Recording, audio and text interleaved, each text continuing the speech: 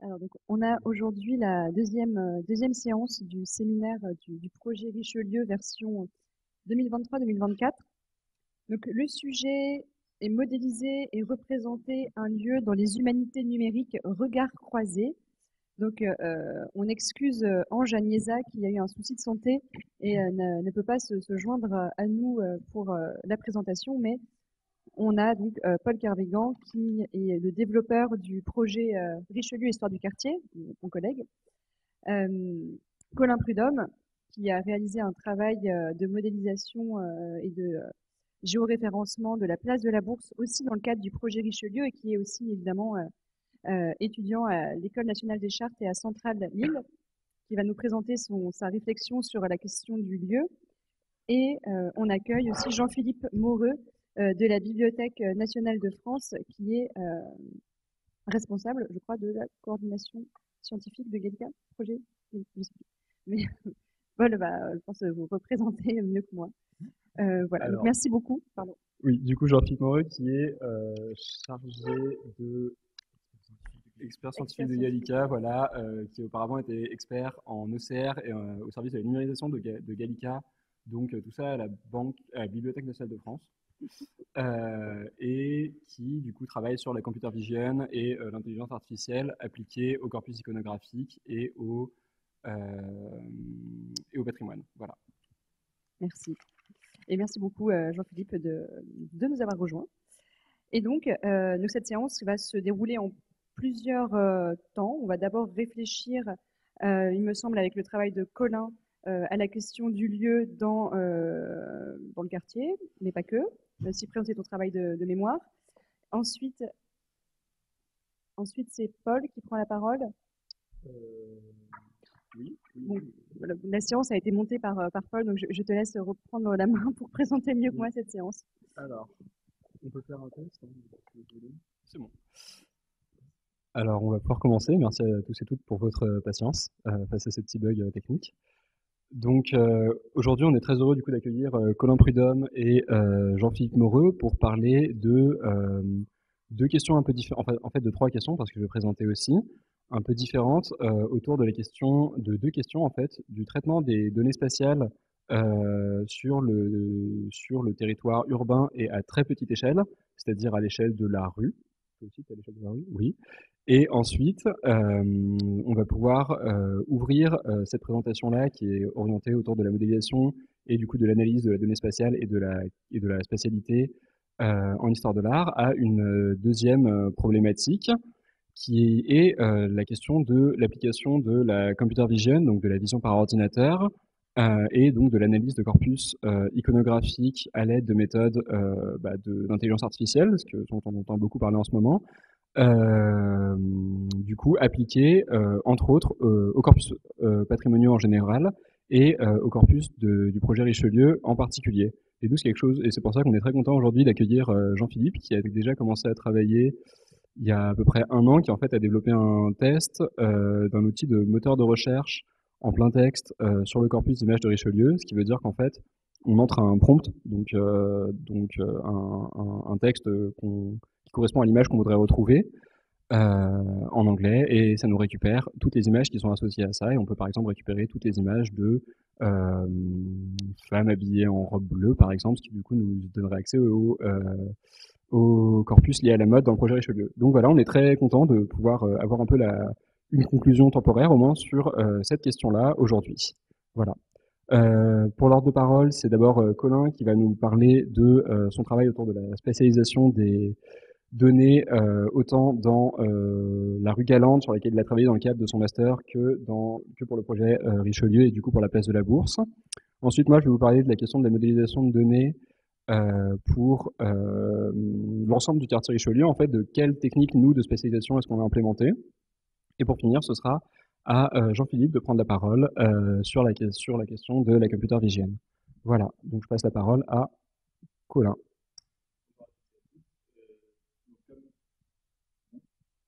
Non, c'est pas bon. Tu veux venir t'asseoir ici? Comme ça, en plus, tu suis les slides. Donc, bonjour à toutes et à tous. Donc, comme annoncé par Paul, le travail que je vais vous présenter aujourd'hui en fait découle principalement de mon projet de recherche de l'an dernier, qui portait donc sur l'étude en fait des représentations d'un espace urbain particulier, à savoir la rue Galande donc à Paris, qui se situe dans le 5e arrondissement. Et c'est une méthodologie donc, que j'ai eu le temps de déployer, en tout cas partiellement, sur ce projet, mais aussi sur le projet Richelieu, donc dans le cadre de l'étude portant sur la place de la Bourse. Alors pour une brève présentation en fait, du contexte de la rue Galande, c'est une rue qui est située dans le 5e arrondissement de Paris, au centre de la ville, et qui est en fait un axe très important de la ville dès le Moyen-Âge et jusqu'à la fin du XVIIIe siècle, et donc qui comporte aussi un nombre de points topographiques intéressants, qui rendait son étude adaptée pour voilà, étudier l'évolution d'espaces urbains sur le temps long, essayer d'identifier l'évolution du bâti en regard avec l'évolution socio-économique du quartier, donc documentée à partir d'un certain nombre de sources textuelles et de documents iconographiques.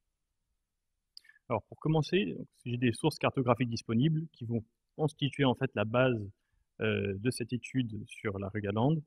C'est des sources donc, qui remontent du tout début du XVIIIe siècle jusqu'à la fin du XIXe siècle, qui comportent en fait un ensemble assez diversifié, donc des plans de sensives, des plans d'aménagement. Des plans d'aménagement de l'espace réalisés par exemple par l'Hôtel Dieu, et certains plans du XVIIIe siècle donc, qui pourraient être attribués entre autres à Delagrive, mais aussi donc les plans en Paris-Lot qu'on connaît, donc plan de Wernicke, Atlas Vassereau, Atlas de Jacoubet, et aussi donc les plans d'expropriation et d'alignement qui ont été réalisés à partir d'un plan cadastral levé, enfin, on suppose en tout cas, vers 1850, et qui aurait servi ensuite de base à toute l'étude donc des travaux haussmanniens et à leur déploiement sur la capitale. Donc pour continuer cette présentation sur les différentes sources disponibles, pour les plans du XVIIIe siècle, en fait, on a donc essentiellement, en tout cas en ce qui concerne des plans à la parcelle, on ne peut pas vraiment parler de parcelle, plutôt à l'échelle de l'unité foncière, on constate qu'on a une variété de façons de représenter l'unité foncière et le bâti qu'elle comporte. Donc ils peuvent aller juste d'un détourage de cette unité à la présentation donc, des cours du bâti, voire même en fait des rez-de-chaussée. Et donc un des plans qui était particulièrement intéressant dans ce corpus, c'est un plan détaillé levé à l'ensemble du quartier de la place Maubert, donc ce qui est plutôt rare parce que les plans de sensibles généralement concernent seulement les sensibles d'un seigneur foncier en particulier. Et donc ce plan pourrait être éventuellement attribué à Delagrive et a l'intérêt d'être donc de présenter un levé géométral du quartier, c'est-à-dire qu'il est coté, et donc peut nous donner un état relativement précis de cet espace à un instant donné. Le problème, c'est qu'on a, enfin, il n'est pas daté. Si on pouvait l'attribuer à Delagrive, l'hypothèse serait qu'il serait donc datable entre 1749 et 1757, donc date de la mort de Delagrive, donc sur la base des noms de propriétaires qui sont présents sur le plan. À partir du 19e siècle, on a donc l'évolution de la cartographie vers une représentation qui est conventionnée, avec des plans qui seront de plus en plus souvent levés à l'échelle de la ville.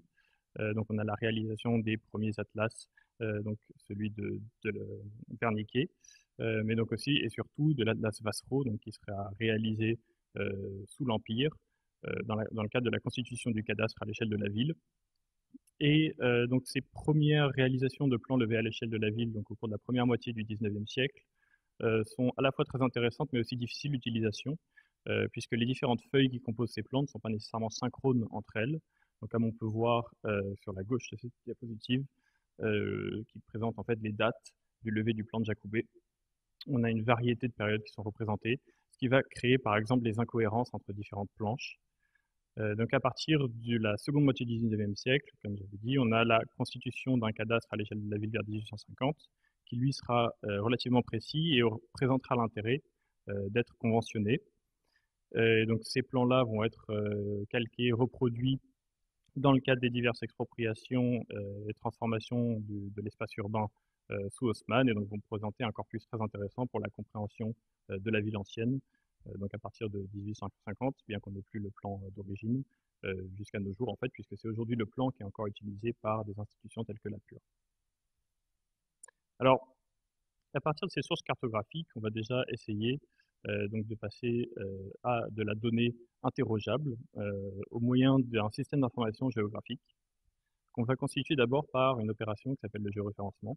Donc en quoi consiste le géoréférencement? Eh ben, on part d'une référence qui sera dans notre cas le cadastre de l'IGN, et en fait on va essayer d'identifier donc sur les plans anciens des points coïncidents entre le cadastre de l'IGN et le plan, et ensuite utiliser ces points coïncidents pour spatialiser la source et pouvoir donc la projeter dans un espace 2D dans lequel on va pouvoir donc, projeter un certain nombre de cartes.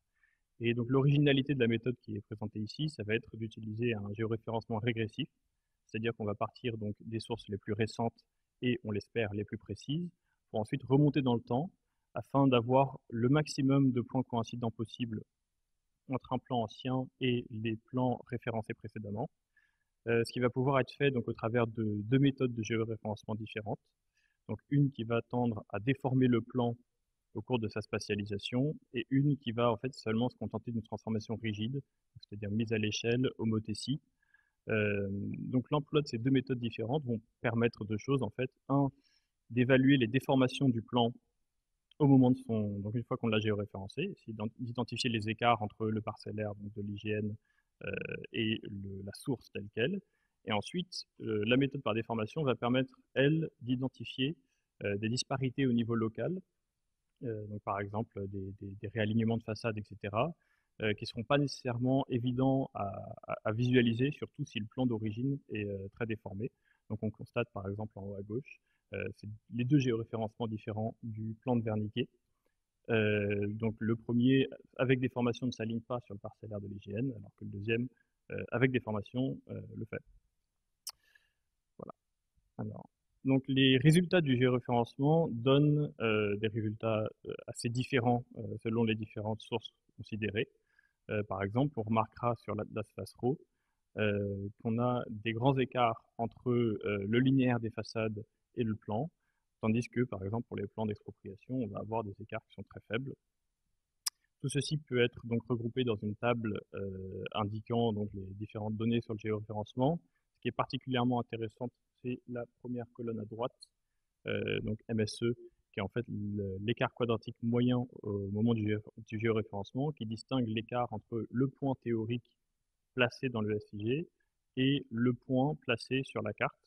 Donc on remarque par exemple que pour les plans d'alignement qui ont été réalisés au cours du 19e siècle, qui ont l'avantage d'être cotés eux aussi, on a vraiment une précision qui est de l'ordre de la vingtaine de centimètres, ce qui est assez impressionnant.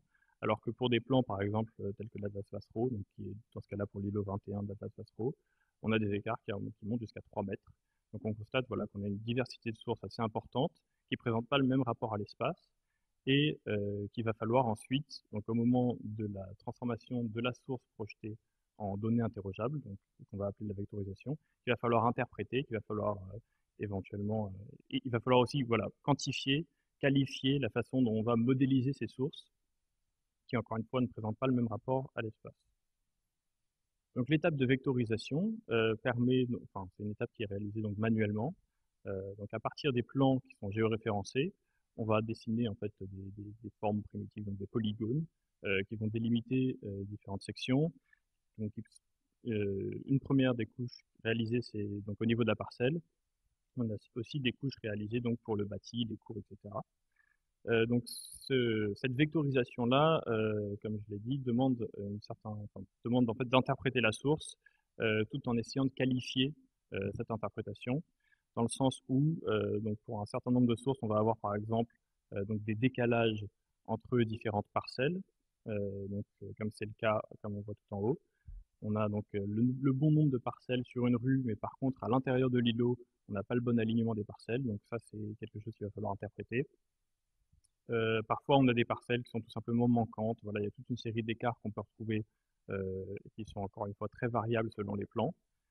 Et il va falloir donc réaliser un certain nombre d'hypothèses simplificatrices pour essayer de passer donc, de la source géoréférencée à sa modélisation. Donc on va supposer d'abord qu'il y a une fixité chronologique des mitoyens si on n'a pas d'indication que les bâtiments de part et d'autre du mitoyen ont été modifiés. Puisque, bon, a priori, pour modifier un mitoyen, il faudrait démolir le bâtiment des deux côtés. On va supposer qu'on peut identifier dans les plans plus récents le tracé de certaines parcelles plus anciennes qui auraient été fusionnées, par exemple, donc au travers des différents murs identifiables. Donc ça, c'est particulièrement pertinent pour l'utilisation du cadastre Vasro, qui présente en fait toutes les maisons au niveau du rez-de-chaussée. Donc on a l'avantage de voir éventuellement d'anciens mitoyens. Et ensuite, donc, on va devoir interpréter les légendes de certains plans, comme le plan attribué à Delagrive, qui présente par exemple des tracés effacés ou des tracés indiqués en rouge, sans qu'on sache bien si ça indique des délimitations parcellaires ou non. Là, pareil, il va falloir lever l'incertitude en faisant des hypothèses. Et ça ne suffit pas de faire des hypothèses, il faut aussi les qualifier. Donc vous pouvez voir en bas à gauche, par exemple, donc les couches vectorielles produites au moment de la vectorisation sont qualifiées avec les différentes interprétations qui ont été réalisées dessus. Donc par exemple, on peut identifier des parcelles où on a fait l'hypothèse qu'un découpage a été maintenu ou non. On peut aussi identifier donc les différents mitoyens qui ont été modélisés différemment par rapport au plan. Et donc tout cela va servir du moins à garder en fait un lien avec la source géoréférencée et à essayer de qualifier voilà, la donnée qu'on produit. La réalisation du SIG, donc la vectorisation des plans, permet ensuite de proposer, donc d'y répertorier différents types de sources qu'on appellera sources implicites.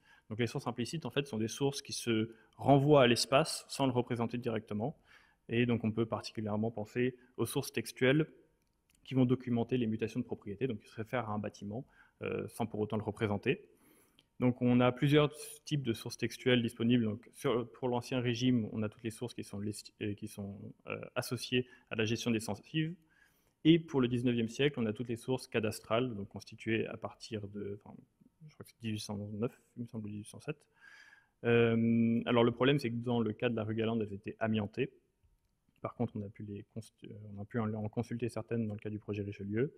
Et donc, dans le cas de la rue Galande, j'ai dû me concentrer sur les sources d'Ancien Régime, qui sont réparties sur plusieurs sensibles. Pour modéliser des sources textuelles, en fait, notamment pour tout ce qui est donc des déclarations au terrier qui constituent les références en fait, des mutations de propriété sous l'Ancien Régime, on va avoir donc dans le document des indications sur la parcelle et ses confronts, donc ses mitoyens, la rue sur laquelle elle donne, etc. Ce qui va en fait nous donner des informations sur un espèce de graphe spatial, donc on voit là, qui représente, où on a une représentation abstraite en fait de chaque unité foncière qui est liée aux autres par des liens, qui sont en fait des liens spatiaux. Et donc tout l'enjeu va être de venir projeter ce graphe abstrait sur le système d'information géographique, sur le parcellaire donc du XVIIIe siècle, autant que faire se peut, c'est-à-dire bon, il y a des parcelles où on ne va pas complètement être certain de leur emplacement, il va aussi falloir documenter cette incertitude. Le deuxième type de sources qu'on a à notre disposition sont des sources iconographiques, qui là encore une fois sont d'une grande variété. Donc on va avoir des sources qui sont perspectives, des sources qui ne sont pas perspectives. On va aussi avoir des sources iconographiques tridimensionnelles, des maquettes. Et on va avoir dans la représentation des sources toute une série de questions sur à la fois l'acquisition de la source, donc qui peut par exemple impliquer donc des expositions différentes, une qualité d'impression différente, et toute une série de paramètres aussi sur les critères de composition choisis par l'artiste pour représenter l'espace urbain. Donc ça peut être par exemple le cadrage d'une image, le choix des représentations aussi dans un dessin. Et tout ça va nécessiter donc d'essayer de qualifier les sources dont on dispose avec des critères donc de fiabilité, de précision, qui là encore une fois vont être assez qualitatifs. Donc les différentes sources iconographiques dont on dispose ont été représentées dans le cadre de ce projet par des cônes de vision, qui représentent en fait l'emplacement supposé de la personne qui a réalisé la source et orienté dans le sens de l'acquisition. Le problème, c'est que ce choix-là, forcément, limite aux sources perspectives qui sont donc en 2D, on ne peut pas représenter la 3D de cette façon-là, et aussi limite donc pour certaines sources, par exemple, comme on voit en bas, qui est en fait un collage de différentes photographies. Bon, on va pas trop savoir comment la représenter, celle-là, ça va être assez complexe.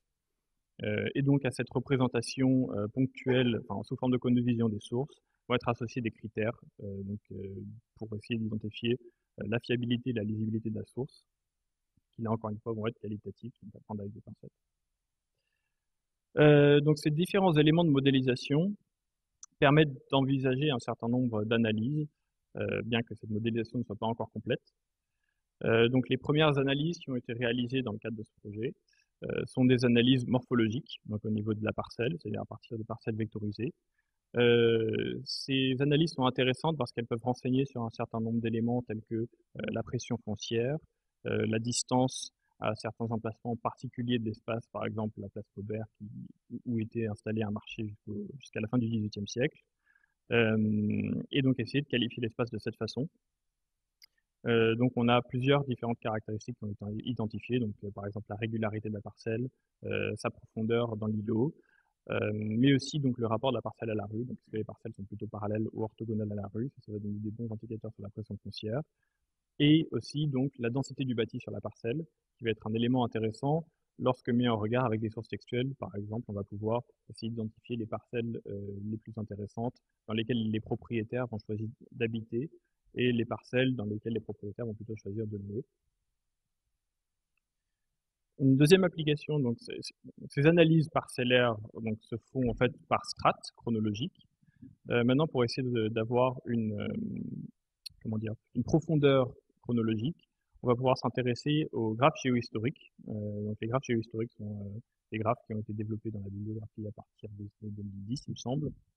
Et donc l'idée, c'est d'essayer d'identifier l'évolution chronologique des parcelles, donc en comparant de couche parcellaire à couche parcellaire, voilà, en réalisant une forme de graphe qui va permettre de documenter les évolutions de la parcelle, en qualifiant donc ces évolutions par toute une série de processus, donc qui se divisent en fait en évolution et en restructuration.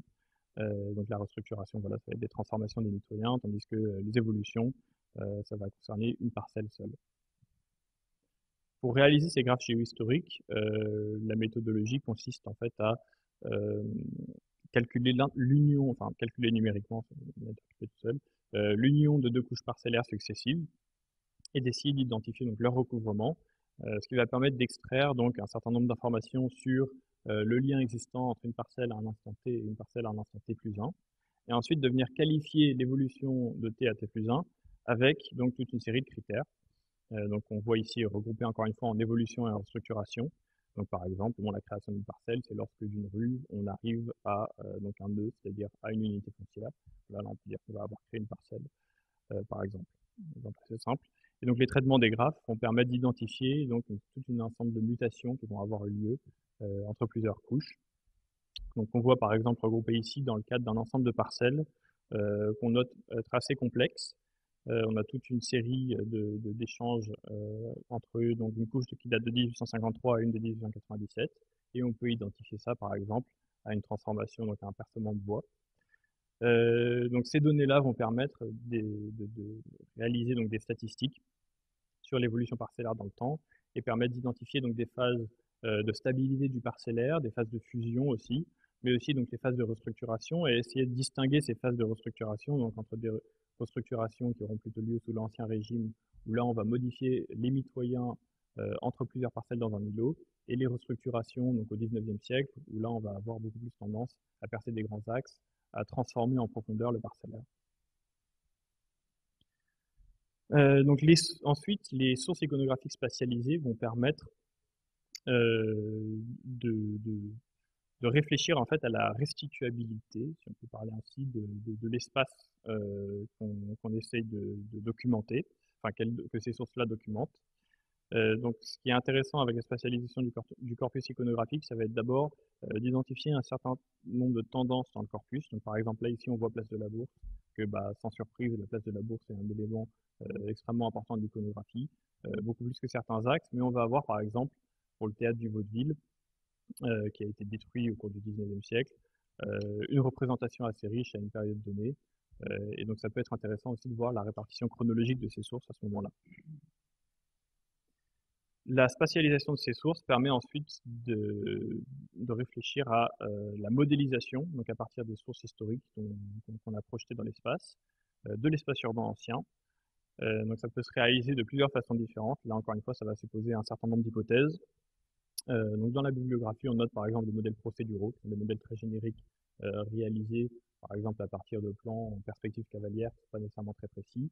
Des modèles plus développés qui vont servir par exemple à la restitution d'un espace sonore, donc là je pense au projet Grotèse, ou des modèles réalisés à partir de sources architecturales. Alors là, ce qui va être différent dans notre cas, c'est qu'on va essayer de faire de la modélisation à partir de sources photographiques.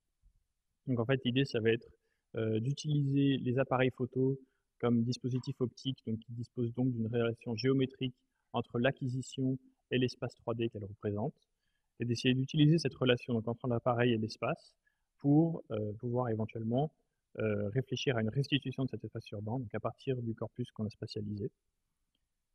Donc cette restitution a été entreprise donc, par une méthodologie qui est pour l'instant très manuelle, développée sous Blender, donc qui consiste en fait à identifier donc, des points coïncidents entre un relevé laser de l'espace urbain, donc dans ce cas la rue Galande, mais ça a été aussi réalisé sur la place de la Bourse, par une méthode qui est en fait similaire au géoréférencement, donc essayer d'identifier des points coïncidents sur les documents anciens, spatialiser la source ancienne, et ensuite essayer de représenter les éléments disparus dans cette source. Donc, par exemple, c'est le cas de cette maison à pignon qu'on voit insérée dans le relevé laser, qui a été modélisée à partir d'une source recalée de cette façon. Alors, on peut remarquer toutefois qu'il y a un certain nombre d'inconvénients à la méthode qui a été pour l'instant déployée, c'est qu'elle présente des biais importants dans le sens où si on n'a pas une bonne couverture de points sur le document ancien, il va être difficile de restituer les paramètres de l'appareil photo qui l'a acquis et donc du coup d'essayer de restituer la relation géométrique entre l'acquisition et la 3D, puisqu'on va avoir par exemple des distorsions. Donc là on peut voir au centre le palais Brognard qui a une légère distorsion, une légère courbure au niveau de son toit, qui traduit le biais dû à la disposition des points dans la source. Alors, pour conclure, donc sur une perspective plus longue, on peut commencer à envisager le développement d'un modèle de données qui réussit à intégrer par l'espace ces différents blocs qui ont été développés, donc entre iconographie, cartographie et source implicite, et donc essayer de rattacher ces différents éléments qui vont référencer donc à la fois la façon dont l'espace, les dispositions de l'espace, son évolution chronologique, et aussi la façon dont on va occuper et transformer cet espace. Donc essayer de faire une étude de la ville de cette façon-là. Et puis merci pour votre écoute.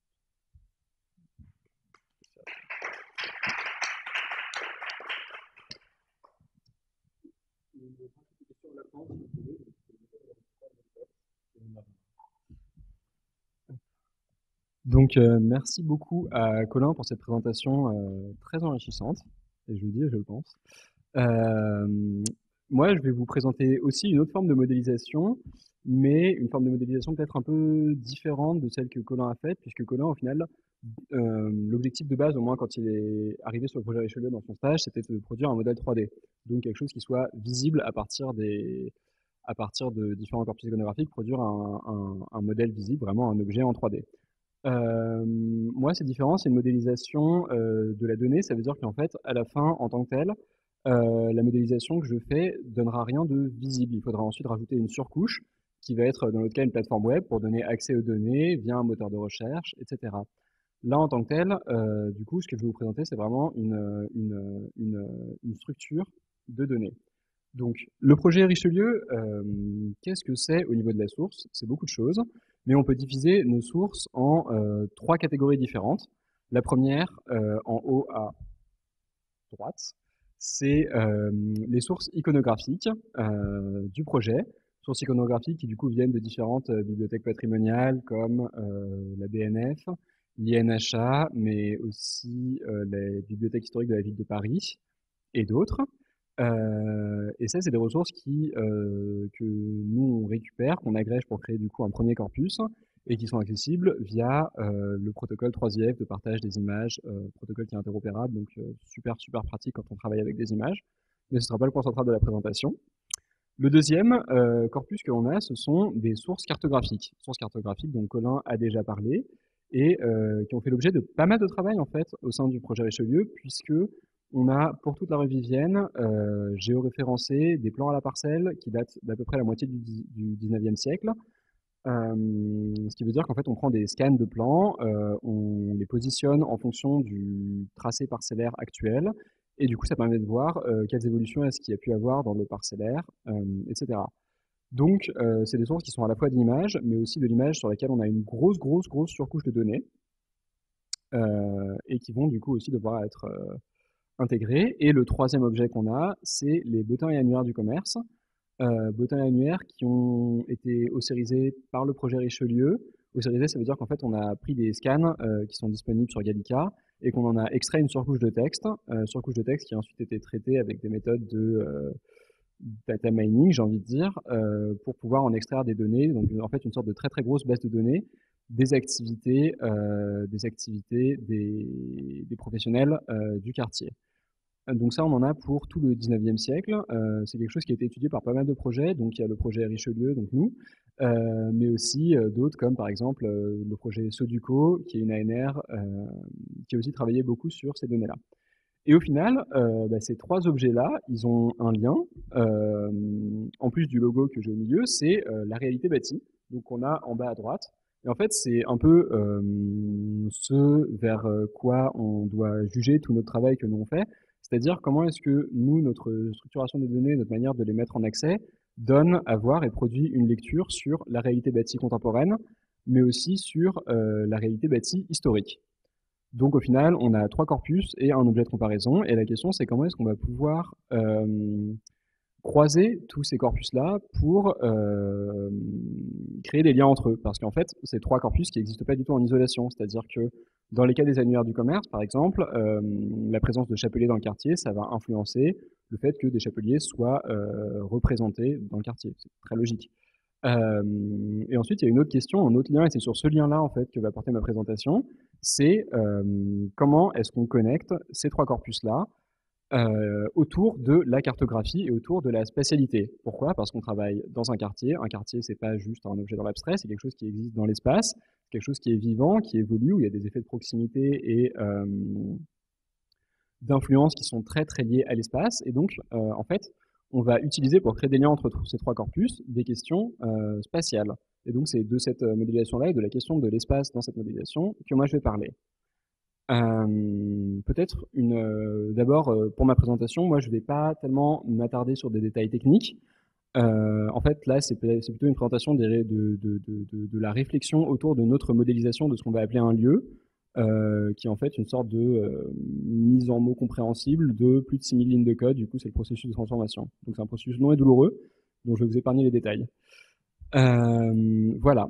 Donc, pour commencer et dire du coup ce que c'est qu'un lieu et comment est-ce qu'on va modéliser un lieu, peut-être que la première question à se poser, c'est qu'est-ce qu'un lieu n'est pas? Et du coup, je vais vous présenter en fait les différentes possibilités de géoréférencement qu'on a étudiées pour voir en fait déjà qu'est-ce que ça dit du lieu et pour voir comment est-ce que ça peut nous amener à faire à développer du coup nous la modélisation que on a implémentée. Avant de commencer dans le dur, un autre truc que j'ai à dire sur la modélisation, c'est que c'est un peu différent aussi du travail de Colin, qui était en fait un peu un travail qui pouvait se permettre d'aller dans le détail, parce qu'en fait, il y avait beaucoup aussi de travail manuel sur la donnée. Nous, au contraire, en fait, on part de, enfin moi, c'est-à-dire, je pars de tableurs qui ont déjà été produits, donc de données tabulaires qui ont déjà été produites, pour ensuite créer des liens logiques entre elles, et à partir de là, automatiquement, en fait, créer une base de données. Donc c'est un regard très différent, dans le sens où moi, je vais pas pouvoir aller au niveau de la donnée individuelle. Moi, il faut que je trouve une méthode qui puisse fonctionner en masse et qui puisse fonctionner le mieux possible pour toutes les données qu'on a. Donc, c'est une approche relativement différente. La première possibilité de géoréférencement qu'on a eue, c'est aussi la plus logique, c'est de faire un géoréférencement par la carte. Ça veut dire qu'on a deux corpus qui sont en tant que tels pas géoréférençables, donc les bottins et annuaires et l'iconographie. Et ensuite, on a des cartes qui ont déjà été géoréférencées. Et du coup, en fait, l'idée, c'était de faire porter le géoréférencement, merci, de faire porter le géoréférencement par ces cartes, et donc en fait d'associer les corpus non géoréférencés à une parcelle géoréférencée, et du coup, ça fait que du coup on aurait une manière de positionner le corpus sur une projection géodésique de la Terre, ça veut dire sur en fait une mise à plat de la Terre dans un espace en XY, donc en 2 dimensions. Ça, c'est une solution qui, conceptuellement, avait l'air d'être possible, mais en fait, il y avait des difficultés techniques d'abord, parce qu'en fait, nous, le géoréférencement qu'on a fait pour les cartes, c'est un géoréférencement qui est fait à la parcelle, c'est-à-dire que pour chaque parcelle, on a une image qui du coup est positionnée dans un espace, donc dans une projection géodésique. Voilà. Donc sur le papier, ça pourrait permettre de faire un géoréférencement, mais on va avoir un problème assez rapidement quand on a en fait des sources cartographiques qui vont représenter plusieurs parcelles. Parce que dans ce cas-là, si on dit que telle image représente le 2 rue Vivienne, mais qu'après, à côté de ça, on a une autre parcelle qui représente le 1, le 2 et le 3 rue Vivienne, il y a un problème logique, dans le sens où on n'a pas une relation de 1 à 1 entre les deux. Le même problème peut avoir lieu à l'inverse, quand quand une seule source iconographique peut représenter plusieurs lieux et donc devrait être associée à plusieurs images. Là aussi, on a un problème parce qu'en fait, ça veut dire que une seule source cartographique finirait par, non, iconographique cette fois-ci, finirait par être représentée à 3 endroits d'une carte différente. Donc, on a un problème logique, et on a un problème logique qui vient se coupler à un problème logique lui aussi, qui est qu'en fait, la carte et l'iconographie, ce sont deux représentations d'un quartier. C'est-à-dire qu'en fait, le schéma que je vous montre là, c'est un schéma qui met un peu une sorte de différence conceptuelle entre le non géoréférencé et le géoréférencé, mais en fait, dans les deux cas, on est vraiment sur de la représentation. La carte, c'est aussi un système de représentation qui a ses propres conventions. Et donc, en fait, on ne peut pas utiliser seulement la carte comme étant une source comme étant un outil de géoréférencement. On veut, en fait, aussi traiter la carte comme un moyen de représentation. Et donc, du coup, on veut traiter la carte au même niveau que les deux autres corpus. Au final, la carte, comme l'iconographie, comme les bottins annuaires, font référence à à un objet d'une même catégorie. C'est trois représentations différentes d'une même chose, et du coup, la question, ça va être comment est-ce qu'on va pouvoir modéliser cet objet-là qui fait le lien entre le géoréférencement et les corpus. La deuxième possibilité de géoréférencement qui a été évoquée, c'est les adresses. Là, on a un avantage, c'est qu'on a un objet tampon entre la projection géodésique de la Terre et nos trois corpus qui sont pris à égalité.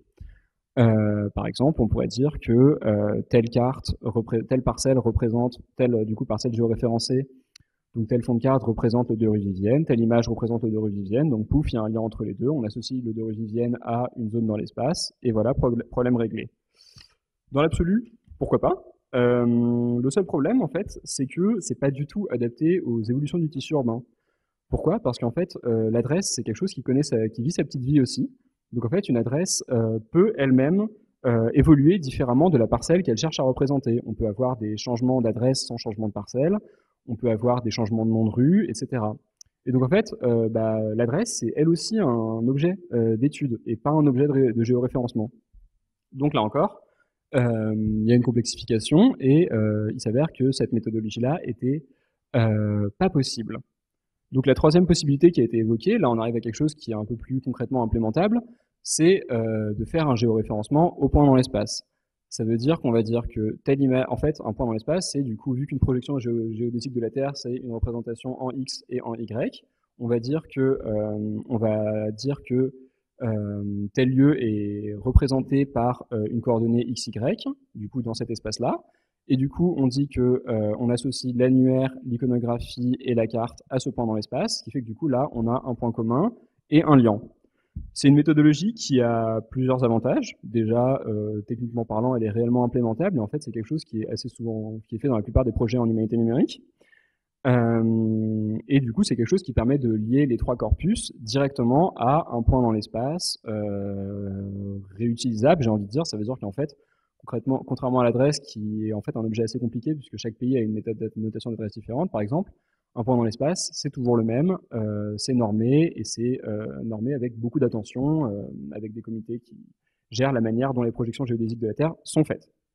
Voilà. Donc d'un point de vue technique, c'est une solution qui est possible, mais c'est une solution qui nous a posé problème et qui fait face à plusieurs problèmes logiques. Et en fait, vu qu'on travaille à une échelle toute petite, c'est-à-dire vraiment à l'échelle de la rue, on s'est dit qu'on allait essayer de faire mieux que ça.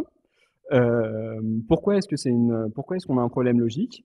Tout d'abord parce que la première question qu'on doit se poser, c'est où est-ce qu'on place le point dans un bâtiment. C'est-à-dire qu'en fait, si on veut documenter un bâtiment, est-ce qu'on va aller géolocaliser ce bâtiment-là au niveau d'une de ses façades? Ce qui fait que dans ce cas-là, on assume une forme de centralité d'une des quatre façades, alors que c'est pas du tout forcément le cas. Est-ce qu'on le met au contraire à l'intérieur, ce qui amène d'autres problèmes logiques, parce que du coup on met en avant l'intérieur du bâtiment et pas forcément ses façades. Est-ce qu'au contraire on va faire comme Colin l'a présenté, une géolocalisation avec des cônes de vision, où ce qui nous intéresse c'est pas l'objet représenté, mais le point de vue depuis lequel cet objet est représenté? Donc voilà, ça pose plusieurs questions qui, quand on travaille à une très grande échelle, donc à l'échelle du monde, c'est pas un problème parce qu'on n'ira jamais zoomer au niveau du bâtiment. Mais quand on travaille par contre au niveau du bâtiment, là en fait quand on produira des cartes qui seront visibles par les utilisateurs et utilisatrices de notre site, en fait, on pourra voir vraiment qu'est-ce qu'on a choisi de géoréférencer et du coup, qu'est-ce que même intellectuellement on a choisi de mettre en avant. Donc, c'est une solution qui n'était pas forcément parfaite, puisqu'au final, nous, ce qui nous intéresse, c'est le bâti et pas les points dans l'espace. Il y a un autre problème, et c'est peut-être ça pour moi le problème le plus important de la géolocalisation au point, c'est que la géolocalisation au point, c'est une coordonnée qui scientifiquement fait sens, mais qui en fait assume une forme, l'idée que l'espace serait quelque chose de neutre, c'est-à-dire qu'un point dans l'espace, c'est quelque chose qui fonctionnerait pour tout temps, en fait, pour n'importe quelle échelle chronologique. Et un point dans l'espace, ça a du sens pour n'importe quelle échelle chronologique, mais ça va représenter dans l'histoire des choses extrêmement différentes. Si on prend par exemple en compte la question le théâtre Feydeau qui a été détruit en... Bon. Oui, le théâtre du Vaudeville, du coup, qui est sur la place de la Bourse et qui a été détruit pour faire un percement de rue. Un même point dans l'espace pourrait représenter cet endroit-là avant la destruction du théâtre et après la destruction du théâtre, mais en fait, c'est deux choses qui sont complètement différentes et qui n'ont rien à voir. Un mur et une rue, c'est deux choses complètement différentes qui vont amener à des pratiques et des usages complètement différents. Et donc, en fait, c'est peut-être ce problème-là qui est le plus important, c'est de considérer qu'on va avoir une manière transhistorique de représenter l'espace, alors qu'en fait, l'espace qui nous intéresse, nous, c'est pas tellement l'espace comme données, mais c'est l'espace comme c'est l'espace vécu. Et c'est tout l'intérêt de s'intéresser à la représentation de l'espace, à la représentation iconographique de l'espace. Donc, on s'est dit qu'on allait chercher une autre solution. Et au final, ce qui apparaît, c'est que c'est la question qu'on doit se poser, au fait, c'est qu'est-ce qu'on veut documenter. L'iconographie, la cartographie, les bottins et annuaires, à quoi est-ce qu'ils font référence? Et c'est peut-être à partir de cet objet intermédiaire-là, qui serait du coup pas quelque chose qu'on a déjà documenté, mais quelque chose qu'on doit créer, peut-être que c'est cette chose-là qu'on doit créer qui devrait être du coup géoréférencée. Et du coup, bon, dans l'absolu, ce qu'on veut représenter, c'est la réalité bâtie. Sauf que faire rentrer un bâtiment dans une base de données, c'est compliqué. Les briques, ça passe pas très bien. Et du coup, en fait, ce qu'on a développé, c'est peut-être un équivalent de la réalité bâtie, c'est-à-dire ce qu'on appelle, nous, le lieu, qui serait du coup un modèle conceptuel pour le géoréférencement des données. Voilà, donc on arrive à quelque chose comme ça. Et maintenant, dans la deuxième partie de ma présentation, c'est cette pyramide-là que je vais essayer de vous représenter.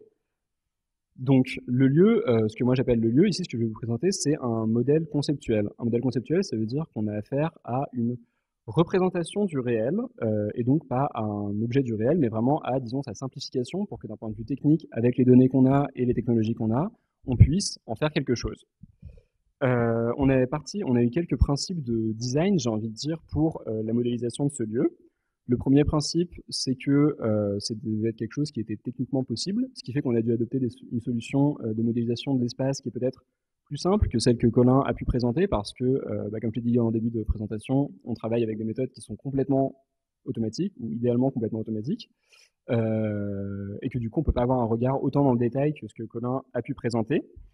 La deuxième chose qu'on a voulu mettre en place, c'est une approche modulaire du lieu, c'est-à-dire que un lieu, j'ai dit beaucoup de fois qu'est-ce qu'il n'était pas, et du coup, il apparaît que c'est un objet qui est complexe, un objet qui est en fait composite. Donc en fait, on va essayer de diviser ce gros objet-là qui est le lieu en une série de petites composantes qui sont connectées entre elles, et qui, du coup, vont amener à produire la représentation de l'espace que nous, on veut faire. Et le troisième élément qu'on a voulu mettre au centre en fait de notre méthodologie de référencement, c'est l'historicité et la spatialité du lieu. La spatialité, c'est logique, un lieu c'est quelque chose dans l'espace, donc il devra être représenté dans un système de coordonnées. L'historicité, c'est peut-être un peu plus compliqué, c'est qu'en fait on prend en considération que le lieu c'est aussi quelque chose qui existe dans l'espace, qui change dans le temps, et quelque chose qui du coup aura une ou plusieurs bornes chronologiques plus ou moins précises.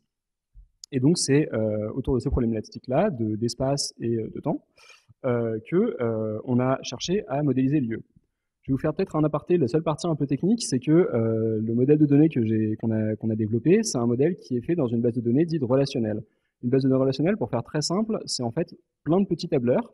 C'est qu'en fait, on ne représente pas la donnée dans un seul gros tableur avec 50 colonnes différentes. On va représenter ça dans plein de petits tableurs qui vont être connectés entre eux par ce qu'on appelle des clés étrangères. C'est-à-dire que dans un tableur, on aura une colonne qui en fait fera un renvoi vers un autre tableur. Et donc l'idée en fait, c'est qu'on divise différents types de données dans différentes tables et que du coup on crée ensuite des liens entre elles. Par exemple, là il y a un exemple très très bête que j'ai trouvé sur internet d'une classe, du coup j'imagine, avec du coup un premier objet qui est un cours et du coup qui est associé à un deuxième objet qui va être l'enseignant, un troisième objet qui va être du coup les travaux étudiants, et chaque travail étudiant va avoir un étudiant dans encore une autre table. Et donc du coup c'est un modèle de ce type-là que je vais vous présenter. Je vais arriver que à la fin à quoi est-ce que ce modèle ressemble réellement, et je vais réduire ça du coup à différents objets et à la manière dont ces objets s'interconnectent. Le premier composant du lieu, et peut-être la plus importante, c'est la parcelle. La parcelle, c'est une représentation bidimensionnelle du lieu. Représentation bidimensionnelle, ce qui fait que du coup, on va représenter le lieu à partir de ce qui fait que du coup, en fait, on définit un lieu comme étant quelque chose qui a des bornes spatiales dans une projection géodésique de la Terre en 2 dimensions. On représente ce qui nous intéresse, du coup, nous, c'est l'empreinte au sol du lieu. C'est-à-dire qu'en fait, on considère qu'un lieu, c'est une parcelle, que cette parcelle a une empreinte au sol. Cette empreinte au sol, pour les détails techniques, elle est exprimée en GeoJSON, qui est un format normé d'expression de données spatiales, et qui a l'avantage d'être adapté au web. Ça veut dire qu'on peut l'utiliser sur n'importe quel site web, l'envoyer à n'importe quel site, et que du coup, c'est très facile de manipulation. Et vu que l'objectif final pour nous, c'est d'avoir un site internet, bah, c'était parfait. Voilà, donc c'est quelque chose qui a des bornes spatiales bidimensionnelles, et c'est aussi quelque chose qui a des bornes chronologiques, c'est-à-dire qu'en fait, nous, la parcelle, on la considère, c'est-à-dire que la parcelle n'existe pas de tout temps, la parcelle a une année où cette forme de parcelle-là commence à exister à tel endroit, et une année où cette forme de parcelle-là arrête d'exister parce que le bâtiment est détruit, parce que une rue est percée, ou pour quelque autre raison. La parcelle, donc, c'est vraiment le point central, et l'idée au final, ce sera qu'on ait un site dans lequel, quand on clique sur une parcelle, on a toutes les images qui sont liées à cette parcelle et toutes les représentations cartographiques liées à cette parcelle qui ressortent. C'est du coup une information qui est dérivée.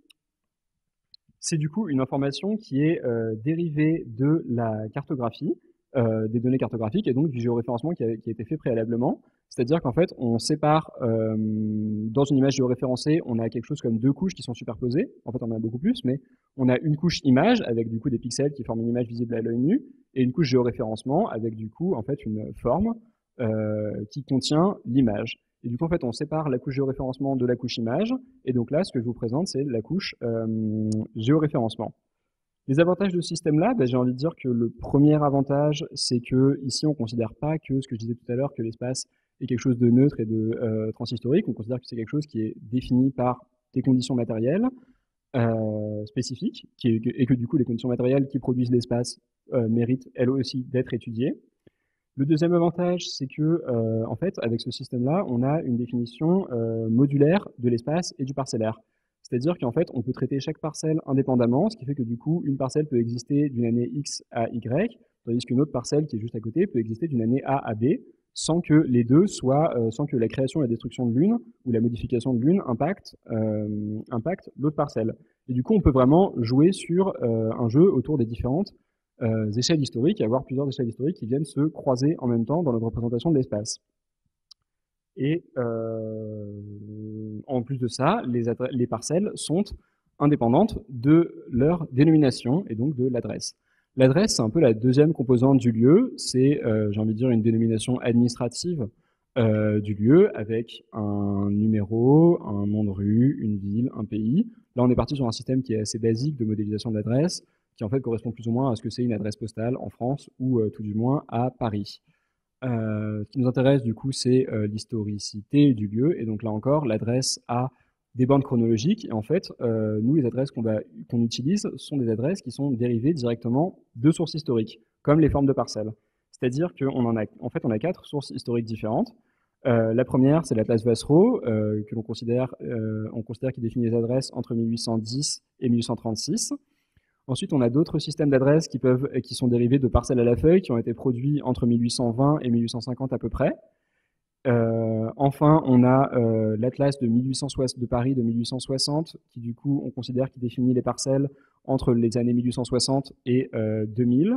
Et pour finir, on a ce qu'on considère comme étant l'adresse actuelle de 1900 à 2100, on va dire. Et donc là, on s'intéresse du coup aussi à la source historique et à revenir constamment à la source historique. L'avantage de ce système-là, c'est que du coup, là aussi, le nom de l'adresse, elle peut fonctionner de manière indépendante du lieu, c'est-à-dire qu'on peut avoir un changement de la parcelle sans changement de l'adresse, changement d'adresse sans changement de lieu, sans changement de parcelle. On considère du coup que ces deux objets différents mais reliés. Troisième composante du lieu qui va nous intéresser, c'est alors j'ai une faute dans mon titre, mais du coup le titre là c'est cartographie.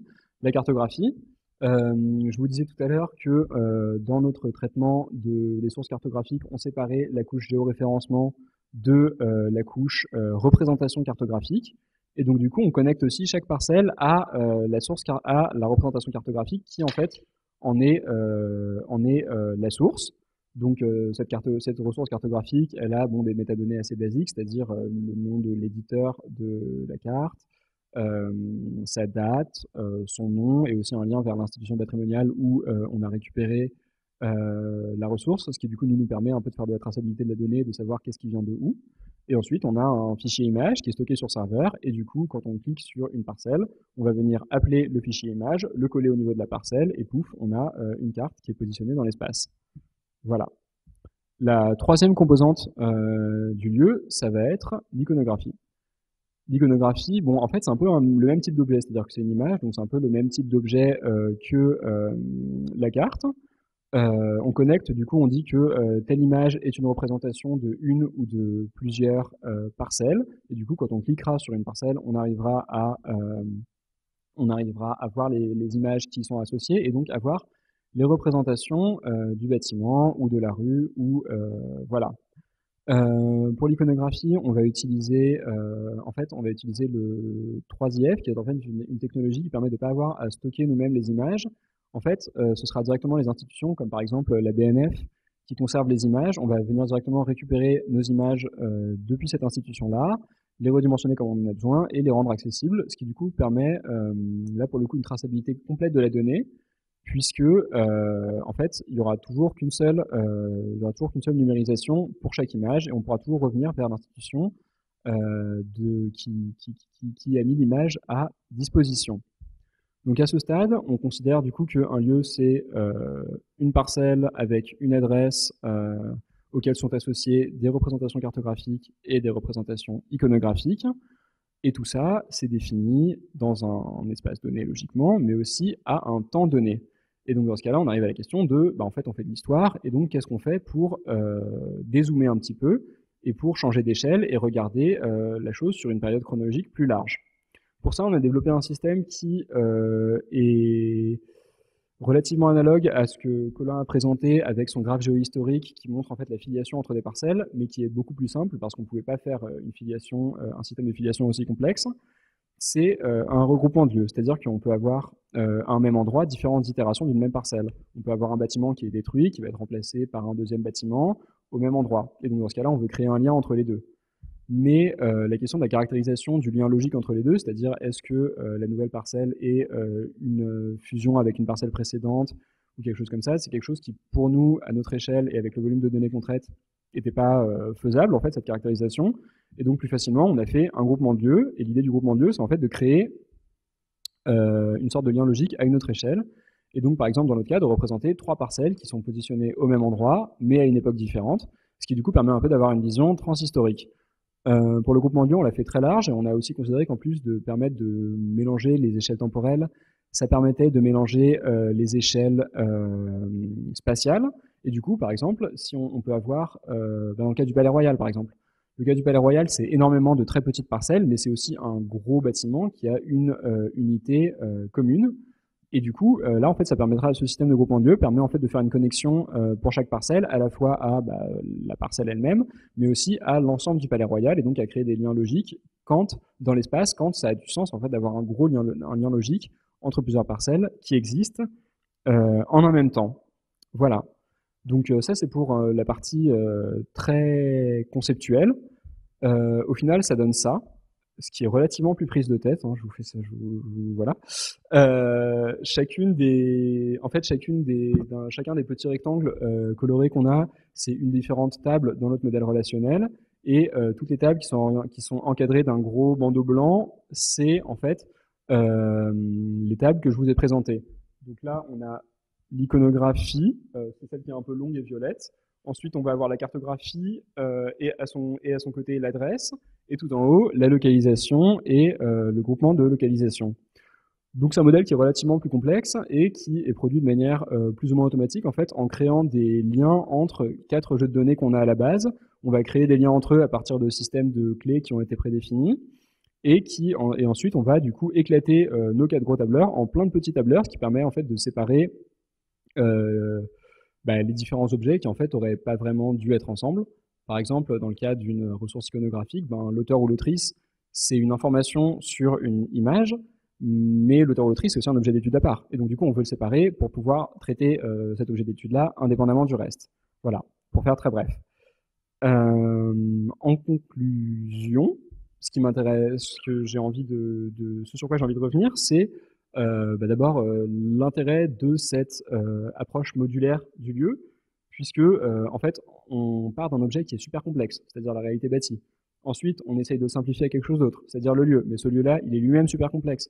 Et du coup, en fait, avec ce modèle-là, ce qu'on fait, c'est qu'on divise un gros problème en plein de petits problèmes, en plein de petits objets, donc l'adresse, la parcelle, l'iconographie et la cartographie, et que ces petits problèmes-là peuvent être gérés indépendamment et peuvent être ensuite reconnectés entre eux. Ce qui du coup permet en fait de faire des changements d'échelle et des changements sur chacun de ces objets sans forcément changer le regard global qu'on aura sur le lieu dans son ensemble.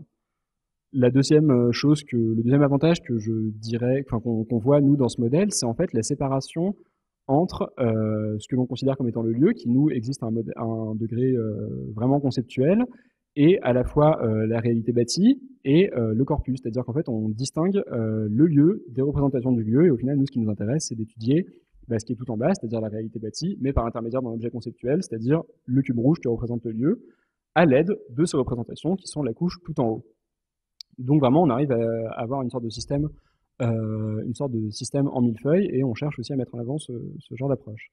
Et pour finir, pour moi, peut-être la question, ce qu'il y a de plus intéressant avec ce modèle-là, c'est de vraiment prendre en compte la non-neutralité du lieu et la non-neutralité de la donnée spatiale, c'est-à-dire qu'on a beau travailler avec des chiffres, avec quelque chose qui est normé à un niveau mondial, quand on met en avant comme unité la parcelle, elle a beau avoir un sens dans ce système de chiffres, c'est aussi quelque chose qui est créé par des déterminations historiques, administratives, économiques, sociales et politiques.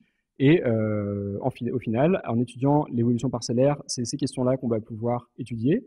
Et du coup, en fait, en produisant de la donnée à l'échelle de la parcelle qui est réutilisable indépendamment de la représentation cartographique, on vient aussi s'inscrire dans un courant qui est mené par plusieurs projets de recherche en humanité numérique et en géohistoire, qui sont du coup sur l'étude des projets qui sont menés directement sur l'étude du parcellaire, comme ce que Colin vous a présenté, mais c'est aussi quelque chose qui est mené par l'école polytechnique fédérale de Lausanne, qui fait une étude du coup à très grande échelle à partir du cadastre napoléonien de la ville de Lausanne et de ce que eux appellent l'empreinte parcellaire, c'est-à-dire de Lausanne, c'est-à-dire est-ce que la ville a au niveau parcellaire une identité qui lui est propre, est-ce qu'il y a une forme de parcelle ou une dynamique parcellaire qui est spécifique à cette ville. Et donc là, du coup, nous aussi, on peut arriver un peu à cette question d'étude de l'empreinte parcellaire, ici d'un quartier, c'est-à-dire du quartier Richelieu. Voilà. Je te laisse Coco, t'as ton ordi.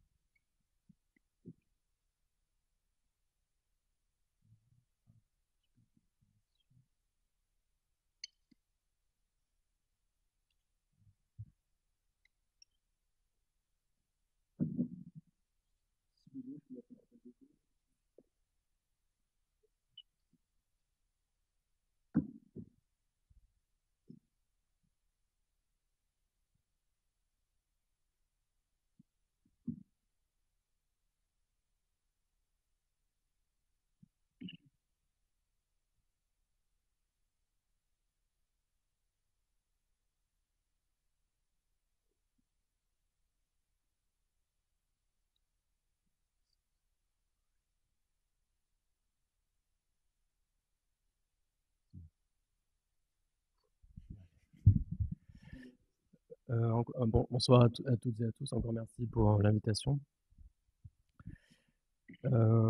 Pour finir la journée en douceur, je ne vais pas parler, comme tu l'as annoncé, de plan parcellaire ou cadastral ni de modèle conceptuel. Je vais vous parler de corpus d'images, d'illustrations, avec un focus particulier, bien sûr, étant donné l'agenda de ce séminaire, sur ce que peut faire l'IA ou ce que pourrait faire l'IA, en tout cas des approches d'IA sur ces enjeux d'indexation, de valorisation ou de travail sur des corpus iconographiques. Alors en s'appuyant sur un plan qui n'en est pas un, ça va être plutôt un florilège de projets, d'expérimentation, de techniques autour de ces besoins. Et éventuellement, si ça vous intéresse ou si c'est le sujet, mais pas forcément, une petite point d'interrogation aussi sur que fait l'IA à Iconoclast ou à d'autres types d'ontologies ou de modèles de classification. Alors, quand je parle de besoin, il peut s'agir encore une fois du point de vue des institutions patrimoniales au sens large. Alors, je parle du point de vue d'une bibliothèque, mais je pense que les besoins sont les mêmes ailleurs, ou pour les usagers de ces institutions. Alors, un des premiers besoins, c'est de répondre à la question, finalement, où sont les illustrations? Alors, dans le cadre du corpus du projet Richelieu, la question ne se posait pas, puisque vous avez construit votre corpus, vous me l'avez livré pour de l'expérimentation. Il y a d'autres cas de figure, en particulier des imprimés, où la première étape de constitution d'un corpus, c'est déjà de trouver où sont les illustrations et de les qualifier. Alors, ce premier besoin, on a pu le satisfaire ces derniers temps avec des IA au sens large, en particulier des modèles de détection d'objets. Aujourd'hui, ce besoin, il est plus ou moins satisfait par des modèles que je cite ici, qu'on a pu tester grâce à la collaboration avec les élèves ingénieurs de l'EPITA. YOLO V8, alors je ne vais pas rentrer dans les détails techniques, mais ce sont des modèles d'indexation d'images qui permettent à la fois de dire où sont les images, enfin où sont les illustrations dans une page scannée, donc en l'occurrence des affiches ou des estampes imprimées, et dans la même étape technique de dire de quel type d'image il s'agit. Alors ça c'est très intéressant pour nous, pour vous, pour les chercheurs. En particulier, lorsqu'on a affaire à des corpus massifs, un seul traitement technique permet de dire à cet endroit de ma page numérisée, j'ai plutôt une estampe, j'ai plutôt une photographie ou j'ai du texte imprimé. Donc là, c'était le cas. Et on le voit dans le petit tableau d'évaluation des performances, avec des taux qui sont relativement intéressants. Alors là, ce sont des taux qui agrègent à la fois la capacité du modèle à dire qu'à tel endroit de mon document, j'ai une illustration, mais également qui cherche à dire de quel type d'illustration il s'agit. Donc là, entre des tampons de bibliothèque, ce qui n'est pas très intéressant, des zones écrites ou imprimées, des photographies, des estampes.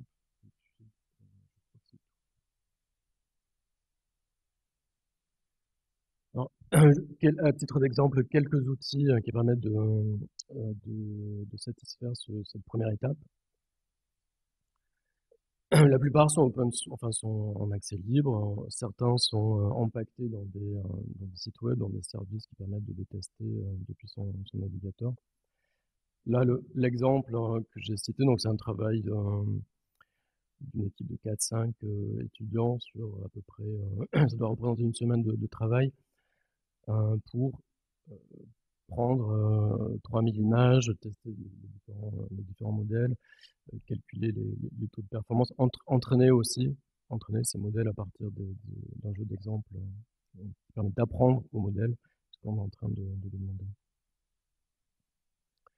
Alors, la deuxième étape, à la fois technique et puis qui permet de répondre aux besoins classiques, qui sont ceux des chercheurs au sens large, des chercheurs amateurs ou des chercheurs professionnels, qui s'intéressent à ces corpus iconographiques, c'est de tenter d'indexer, de catégoriser les contenus visuels ou symboliques ou sémantiques sont portés par ces images. On parle de classification du point de vue de l'ingénieur.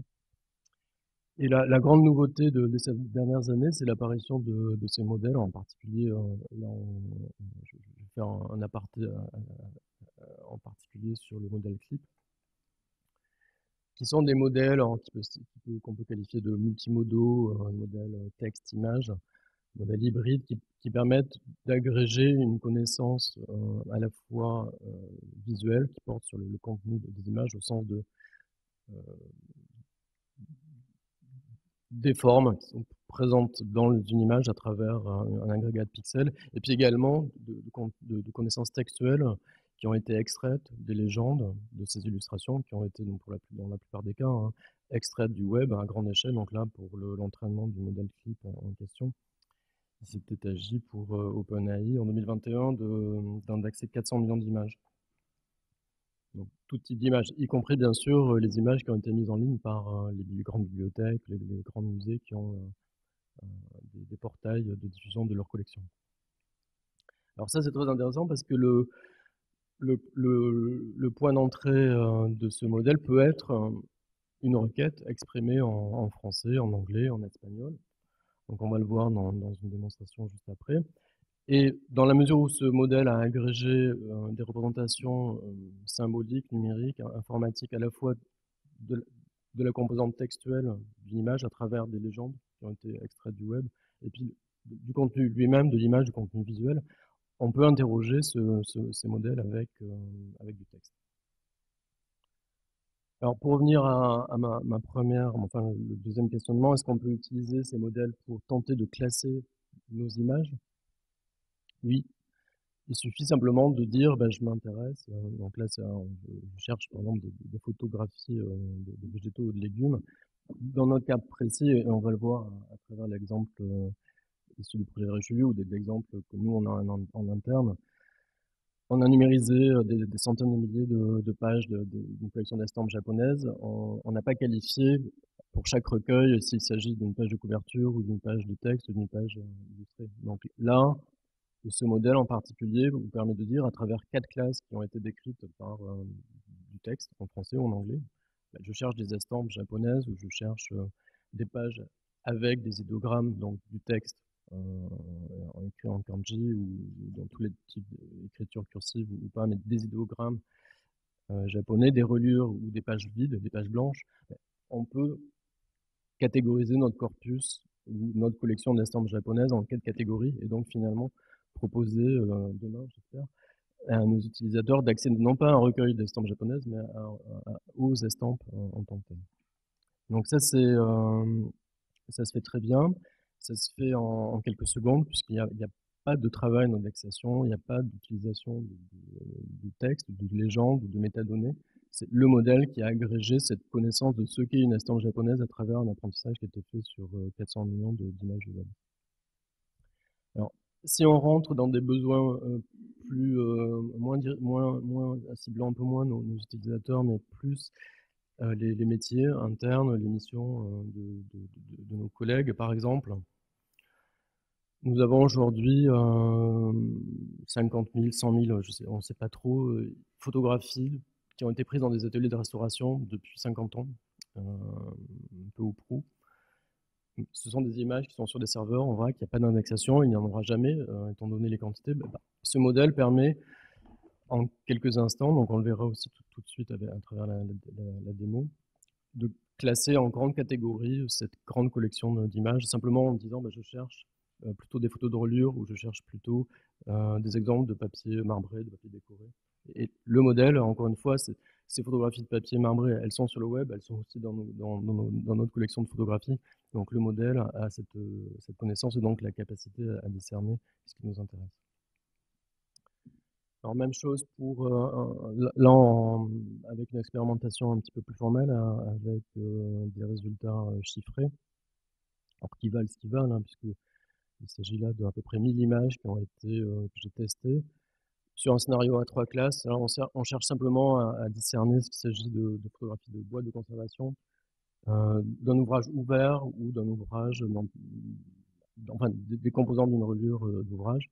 Donc là, vous voyez en quelques minutes, puisque ce sont des modèles extrêmement rapides sur un ordinateur standard, je pourrais appliquer ce que vous voyez là à l'écran, c'est-à-dire avec un taux de résultat, enfin un taux de confiance, un taux de résultat qui est assez satisfaisant. Plutôt que 90% des images sont bien classées en 3 classes. On pourrait traiter les 50 000 photographies de mes collègues des ateliers de restauration en quelques minutes. Alors, je dis c'est très rapide, oui, effectivement, c'est très rapide en temps de traitement, puisqu'il s'agit simplement de tester des formulations en français ou en anglais, ou en espagnol. L'anglais étant quand même la langue la majoritaire sur le web, donc c'est celle qui donne les meilleurs résultats.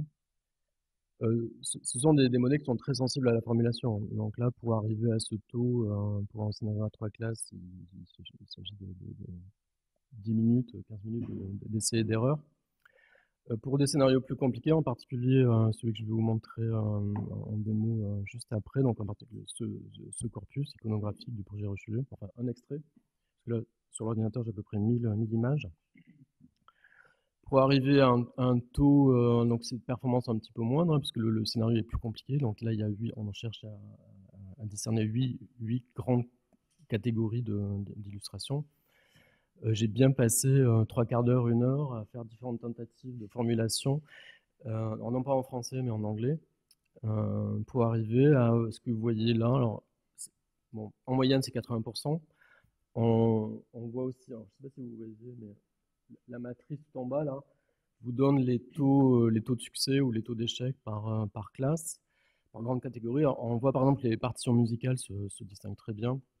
Les photos argentiques, enfin les photos de plaques de verre argentiques également. Après, arriver à faire distinguer ce qui ressort d'une photographie imprimée dans un recueil, d'une estampe ou d'une photo, même d'une photo argentique, c'est plus compliqué. Parce que là, on rentre dans le même univers que c'est l'univers du document, du livre, et de fait, c'est un modèle généraliste. Hein, c'est un modèle qui a été entraîné sur un peu tout.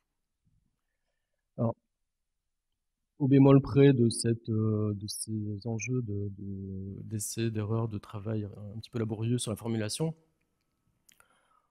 on voit que le modèle a la capacité de traiter un scénario qui commence à être un petit peu intéressant à 8 classes, peut-être en 1 heure de travail, à la fois sur la formulation des requêtes et puis le temps de traitement. Et on pourrait appliquer ce scénario donc à 4000 images, donc qui est la volumétrie de votre corpus, ou à 100 000, donc ça serait pareil, en fait en temps quasiment en temps de traitement. Ce qui il y a 2-3 ans, il aurait fallu entraîner un modèle spécifique avec ces classes, il aurait fallu annoter à la main 500, 1000 images par classe. Donc aujourd'hui, c'est un outil qui est à disposition d'une équipe de recherche vraiment avec peu de coûts techniques et peu de savoir-faire. Alors on voit aussi l'apparition de modèles, enfin d'usage de ce type de modèle pour faire du légendage automatique. Donc les images du corpus Richelieu ont des métadonnées, elles ont des légendes dans nos bases de données. Dans d'autres cas de figure, on n'a pas de légende et on cherche à produire une étiquette, une carte d'identité textuelle à partir d'une image anonyme. Alors, je pense en particulier à tout ce qui relève de l'illustration imprimée, où on peut avoir une légende sous l'illustration, mais elle ne parle pas forcément du contenu de l'illustration. Où elle peut décrire l'illustration mais sans décrire le contenu. Donc là, vous voyez ce type de modèle en action sur des illustrations de presse. Ils vont décrire le contenu de l'image, de l'illustration. Ils vont même générer du texte qui est présent dans l'illustration. Donc ils opèrent aussi un petit peu comme un OCR spécialisé sur ce type de contenu, donc des illustrations. Aujourd'hui, là, je vais vous montrer juste après un exemple qui a utilisé Clip. Depuis Clip, c'est 2021, donc depuis, on a vu apparaître un héritage assez large, assez fructueux de dérivés de ces modèles. Je vous montrerai aussi tout à l'heure peut-être un exemple avec Siglib, qui est un modèle qui fonctionne exactement de la même manière, et un petit peu plus performant et qui est apparu plus récemment. Alors ces modèles, à l'origine, n'ont pas été faits pour l'usage que je viens de vous montrer, hein, plutôt donc classer ou opérer, par exemple, il peut s'agir de dépouiller un corpus massif ou de le classer dans ses grandes dimensionnalités. Ça a plutôt été conçu pour de la recherche multimodale, c'est-à-dire un corpus massif d'images sans métadonnées, sans légende, pouvoir l'interroger à travers des requêtes textuelles. Donc là, je vous donne l'exemple d'un laboratoire de collègues anglais de l'Université d'Oxford, qui n'est pas encore en ligne, mais qui le sera bientôt. Donc ils ont pris pour terrain d'exercice 50 millions d'images de Wikipédia. Avec le même modèle, on arrive à un portail d'interrogation iconographique qui est très performant dans la mesure où il permet également, pour ce qui nous concerne, d'interroger des collections patrimoniales de ce type, en particulier d'illustrations de presse. Alors, que fait Eclipse sur le corpus qui est celui du projet Richelieu? Alors, un exemple, je ne sais pas si vous voyez la requête tout en haut. Ici, là, je lui demande par exemple d'identifier les pages blanches. Alors, pourquoi? Parce que dans ce corpus, on a des recueils. Donc dans les identifiants, en particulier ceux qui sont issus de Guernica, on a des recueils de photographies, on a des recueils d'estampes. Alors, soit on les supprime à la main, soit on dit je cherche à identifier des pages blanches, et donc de fait on a très rapidement toutes les pages blanches du corpus. Alors, si on a 1000 images, bon, c'est pas très grave, on peut le faire à la main. Si on en a 100 000, c'est intéressant d'avoir ce type d'outillage. Alors, même chose pour le scénario que je vous indiquais à l'instant. Hein. Par exemple, je cherche les photos argentiques, les photos de plaques de verre, et puis non pas les photos imprimées. Donc, on voit très rapidement ce que ça donne. C'est plutôt très performant. Les faiblesses du modèle, c'est dès lors que de cet usage-là, dès lors qu'on cherche des choses un petit peu plus compliquées, par exemple des photos imprimées dans un recueil, on voit apparaître des choses étranges, en tout cas des erreurs de classification. Donc, par exemple des photos encadrées, donc des portraits encadrés ou imprimés sur un fond carton. Et alors vous allez me poser la question, mais pourquoi là donc ça, c'est les meilleurs résultats sont en haut. Hein. Pourquoi on voit apparaître ces frontispices de recueil? Simplement parce qu'ils incluent le mot photo. Donc ce modèle a appris à lire, ce modèle a appris à faire de l'OCR, puisqu'il a appris à la fois des images et des légendes. Et donc dans les légendes, il y a du texte, et il sait aussi associer le texte présent dans la légende avec le texte qui est imprimé dans l'image. Donc là, on a un effet de bord qui peut être très intéressant, ou pas. Alors, en quoi ça peut être intéressant? Mais si on s'intéresse à la galerie Viviane, là, il n'y a pas de métadonnées en jeu, hein. On voit apparaître des illustrations dans lesquelles il y a le mot-clé Viviane. Alors si on s'intéresse à la place Vendôme, donc là j'écris en français, on pourrait le faire en anglais. On va avoir des images qui vont remonter parce qu'elles représentent la colonne de la place Vendôme, mais également parce qu'il y a un mot-clé Vendôme qui, alors, encore une fois, il y a zéro métadonnées, là, il y a zéro texte, mais qui est écrit quelque part dans la légende ou dans l'image elle-même. Alors, on peut bien sûr rentrer de plus en plus dans ce qu'on cherche, enfin, soit les objets qui sont représentés, soit les concepts. Alors, on peut chercher par exemple des costumes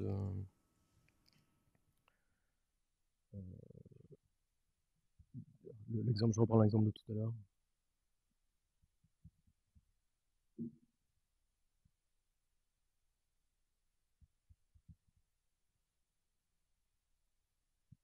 Donc là, je cherchais des costumes, en fait, des exemples de femmes habillées avec un costume avec une tonalité bleue.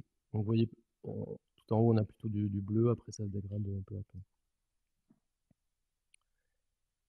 Alors pour en revenir à cette présentation, on voit apparaître là un peu le couteau suisse de l'interrogation de corpus massif iconographique, alors avec ses avantages, avec ses limites, on l'a vu aussi.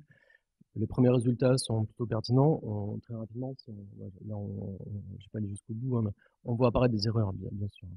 Pensez au taux que j'ai évoqué tout à l'heure, 80-90% pour la classification. Pour la recherche en plein texte sur un corpus extrêmement diversifié, on arrive très vite à des erreurs. J'en parlais à l'instant, cette capacité OCR peut être très intéressante. Donc là, un autre exemple, en tapant un mot-clé usine, on a fait ressortir des publicités avec ce mot-clé, qui n'était pas illustré dans l'image, mais qui était présent dans l'imprimé ou dans l'image elle-même. L'exemple d'en bas, c'est un autre modèle clip plus récent qui s'appelle Siglip, que j'ai testé sur, vous voyez, les 4 premières images à gauche sont issues du corpus Richelieu.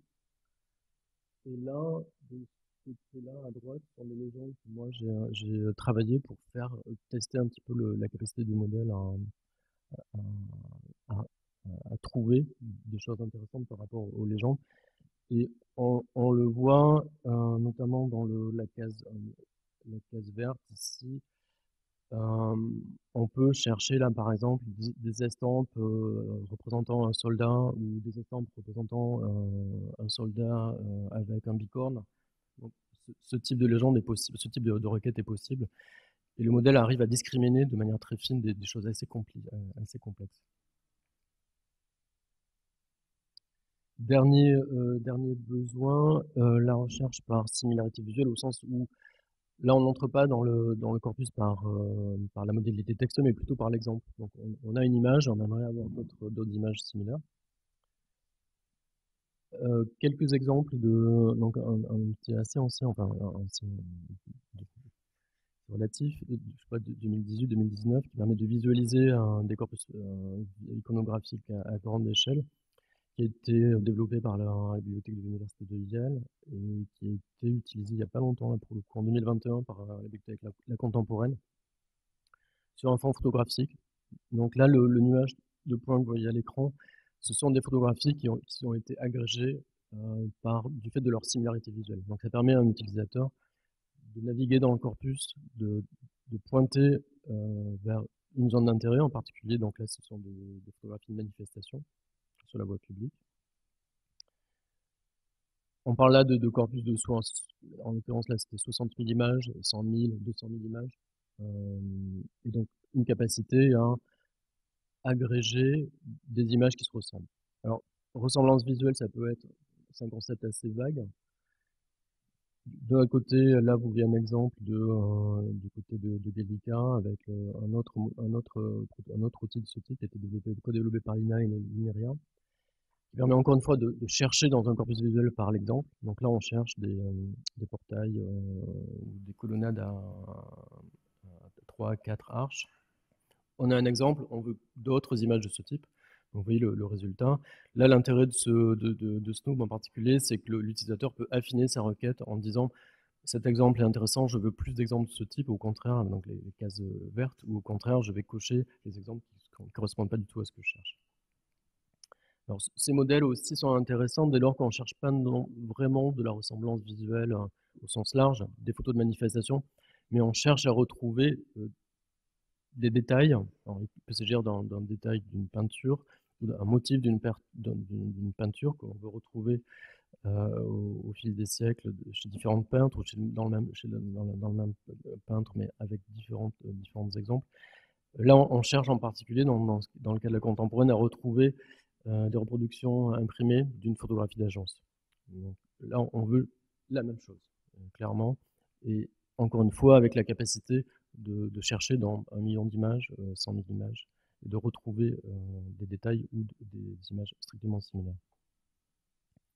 Alors, pour en revenir à l'exemple de la BNF et aux métiers alors, qui sont les nôtres, mais qui sont les vôtres aussi, aujourd'hui, ces modèles, on cherche à vraiment les valoriser, les utiliser au quotidien. Un autre exemple de mission du quotidien, inventorier, cataloguer des images.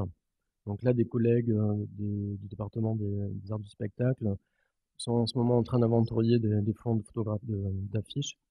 Est-ce que cette affiche qui est là devant moi, je la prends en photo avec un téléphone mobile, un smartphone, est-ce qu'elle est déjà numérisée? Est-ce qu'elle, donc de fait, elle est déjà présente dans la collection numérique ou pas? Le même modèle va dire, ah oui, effectivement, l'image que tu viens de photographier, elle est déjà présente dans la collection parce que le moteur d'appariement visuel l'a retrouvée. Donc là, vous voyez que cette image en particulier, elle est déjà présente en 4 exemplaires dans Gallica. Un autre exemple du même type, mais là pour le public de la Bibliothèque nationale de Norvège, où le moteur vise à retrouver des images similaires ou des ouvrages similaires. Donc deux modalités, encore une fois, avec soit la dimension visuelle, donc là on cherche d'autres photographies de fjords ou d'îles de la côte norvégienne, ou des ouvrages similaires avec un moteur de recherche, enfin un moteur d'appariement textuel, donc qui lui va opérer sur les notices bibliographiques, mais avec un petit peu le même objectif. Je cherche des choses relativement similaires. Alors, si on revient vers les métiers autour des collections iconographiques ou les usages en recherche en histoire de l'art, vous voyez un autre exemple, l'Université de Marbourg, qui là porte sur de mémoire 2 collections de musées. Donc là, on a 2 fois 400 000 images à peu près qui sont en accès du Met et du Rijksmuseum, avec le même modèle, donc c'est le modèle clip, donc on a vu en action juste avant sur votre collection, votre corpus, avec les mêmes modalités.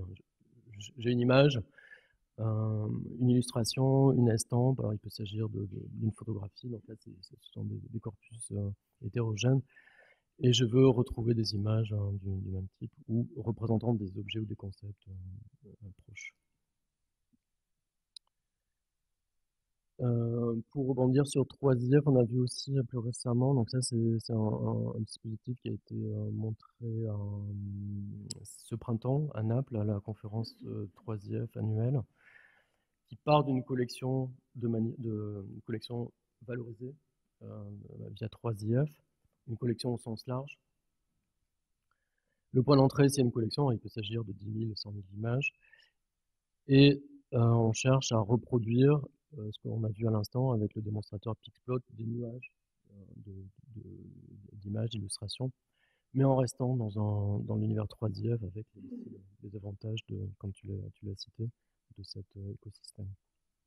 Donc l'arrière-plan, encore une fois, c'est Clip, donc c'est un modèle Clip qui permet d'agréger les images par similarité, mais là, avec cette dimension qui nous est familière, qui est c'est bien d'agréger des images qui se ressemblent, mais c'est mieux aussi d'avoir la dimension temporelle qui est présente en haut dans la frise historique, les métadonnées qui sont également a priori à disposition des usagers ou de nos chercheurs. Un autre exemple qui n'est pas encore en activité, mais qui est en train d'être diffusé par le CRS.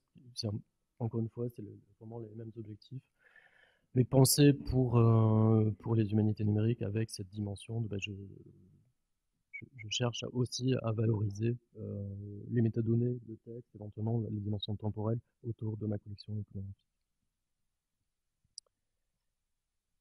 Alors, pour conclure, hein, on le voit aujourd'hui, cet outillage, ce type d'outillage fonctionne très très bien. Comment faire en sorte qu'il soit utilisé par les historiens de l'art, par les étudiants, par les usagers des musées, des bibliothèques. L'outillage technique ne suffit pas. Clairement, ce que je vous ai montré à l'instant sur un coin de table, un coin d'ordinateur, bon, ça ne suffit pas. Il faut l'intégrer dans les portails documentaires, dans les catalogues. Donc, comment arriver à cet objectif? Alors, ça peut passer par des prototypes ou des systèmes tels que ceux que je viens de vous montrer. Ça peut passer aussi, bien sûr, par arriver à faire du lien avec les catalogues, avec les modèles, les anthologies, les modèles de classification, de catalogage, qui sont ceux du métier, qui sont ceux des bibliothèques, des musées. Et on l'a vu, ce sont des modèles, hein, des approches totalement différentes. Donc comment faire en sorte que l'usager final ou le producteur de métadonnées puisse profiter de ces nouvelles approches? Alors, je pense que personne n'a à ce stade de réponse, de solution toute faite. Iconclast, c'est plusieurs dizaines de milliers de concepts. Ce sont aussi des concepts qui ne sont pas que visuels, qui sont des concepts qui font appel à des corpus de connaissances historiques qui relèvent différentes disciplines, qui peuvent être des concepts mythologiques, des concepts historiques, des concepts relevant de l'histoire des arts. Clip où les modèles ce type sont totalement agnostiques, généralistes. Ils ont été entraînés avec des données massives par des informaticiens, et surtout pas par des historiens de l'art. Alors, pour autant, on peut imaginer des modalités de collaboration entre ces modèles. Il peut s'agir par exemple d'aider les utilisateurs d'Iconclast, alors il peut s'agir d'utilisateurs non professionnels, à s'approprier ce type d'ontologie à travers l'exemple. Donc, par exemple, en associant un modèle clip de ce type avec des concepts Iconclast, de voir ce concept-là, qu'est-ce que ça donne, ou réciproquement, la modalité inverse. Il peut s'agir aussi, donc je cite juste après quelques exemples de recherche qui visent à faire en sorte que l'indexation Iconclast, enfin, ou Rameau, ou que sais-je, ou Garnier, soit facilitée pour la conservatrice, le conservateur, le catalogueur, par un outil de ce type. Donc pour l'utilisateur final ou pour le professionnel des institutions patrimoniales, ce type d'approche peut être intéressant. Alors, là, c'est vraiment la prospective. Là, je cite, si vous êtes intéressé, quelques exemples d'articles et donc de travaux qui portent sur cette hybridation en cours entre des IA visuels et puis des objectifs de classification, d'indexation de corpus visuels. Et je crois que j'en ai fini. Voilà. Merci.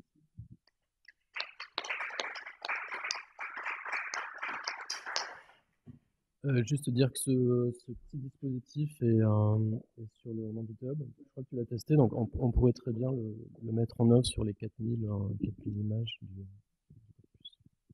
Merci beaucoup. C'était très intéressant. Pardon? Non, il n'y a pas éteint? Non. Est-ce que vous avez des questions à poser? Il nous reste 10-15 minutes pour un échange. Non, c'est dense. Lorsque on navigue sur Gallica, que l'on télécharge une image, une photo, alors qu'il y a le texte, enfin le texte justement et on ne peut pas télécharger le texte. Alors, effectivement, vous pouvez, sur une page d'un document Gallica, vous pouvez télécharger l'image ou le PDF. Vous ne pouvez pas facilement télécharger les métadonnées qui sont associées à une image ou à un document au sens large. Par contre, vous pouvez télécharger assez facilement un manifeste 3IF, donc c'est une sorte de fichier informatique qui inclut la totalité des composants du document. Alors, c'est un peu caché, je vous le concède. Oui. C'est pas très facile à exploiter. Oui. Parce qu'ensuite, ensuite on a l'image sur son ordinateur. Tout à fait. Alors, il y a une possibilité, c'est de télécharger non pas l'image, mais le PDF du document. Et là, au début du document, au début du PDF, vous avez les métadonnées. C'est ça sur l'image elle-même. Alors, si vous parlez de texte qui serait contenu qui serait présent sur l'image, alors là, on en est loin. Là, ce que je vous montre, c'est un petit peu pour Gallica, c'est un peu de la science-fiction. Il va y avoir tout le temps de la mise en œuvre qui n'est pas celui de la recherche en informatique qui va plus vite que Gallica. Merci. Est-ce que vous avez d'autres questions pour les intervenants? Oui. Bon. Paul a une question, mais moi aussi. Pas sur le travail et sur le prenant, parce que un peu supervisé, donc ça va. Mais plus avec, genre par rapport à ce que vous avez présenté Jean-Philippe sur la reconnaissance, je me posais des questions, puisque la science est plutôt sur le thème du lieu finalement. On a vu que il y a de reconnaissance qui se fait par la notice. Quand on nous a dit au logiciel que c'était voilà, par exemple, le palais de la Bourse, c'est écrit dessus, donc je suppose que quand on lui demande palais de la Bourse, il va chercher le palais de la Bourse en fonction de ce qui est écrit dans la notice, mais est-ce qu'il sait aussi reconnaître des bâtiments, par exemple, par thématique? On l'a vu avec la robe bleue. Est-ce que si on lui fait une demande, je sais pas, boutique de vêtements, boutique de mode, différenciée avec boulangerie, enfin, j'en sais rien, ce type de commerce qu'on retrouve à l'intérieur de la photo, mais qui n'a pas forcément été noté par l'humain dans la notice en tant que tel. Est-ce qu'il arrive à le cibler? Alors là, là, on met en œuvre uniquement les images, hein. Donc il n'y a pas de notice au sens de la notice qui est dans le GDK. Alors, de fait, comme il s'agit principalement de documents de GDK, on pourrait avoir accès à la notice. Mais là, on fait abstraction de cette dimension des métadonnées, des bibliographies. Il n'y a que des images. Certaines images incluent des textes. Et ce modèle sait lire les textes. Donc si on tape Chapelier et si dans ce corpus, alors j'ai fait le test hier soir, je me suis dit, on parlait hier dans un autre séminaire de chapeaux et de magasins de Chapelier, de Chapelier. Là non, ça va pas marcher parce qu'il y a, il y a très peu d'images, d'illustrations qui incluent ce mot. Après, pour répondre à ta question, si tu interroges non pas une catégorie, un concept, mais un lieu, un monument, par exemple la tour de Pise.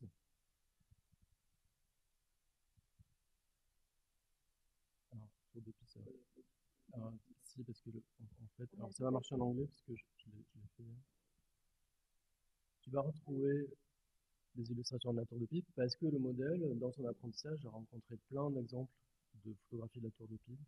Ce qui m'inquiète, c'est que le corpus du projet Richelieu? Parce que Ouais, ça c'est le corpus du.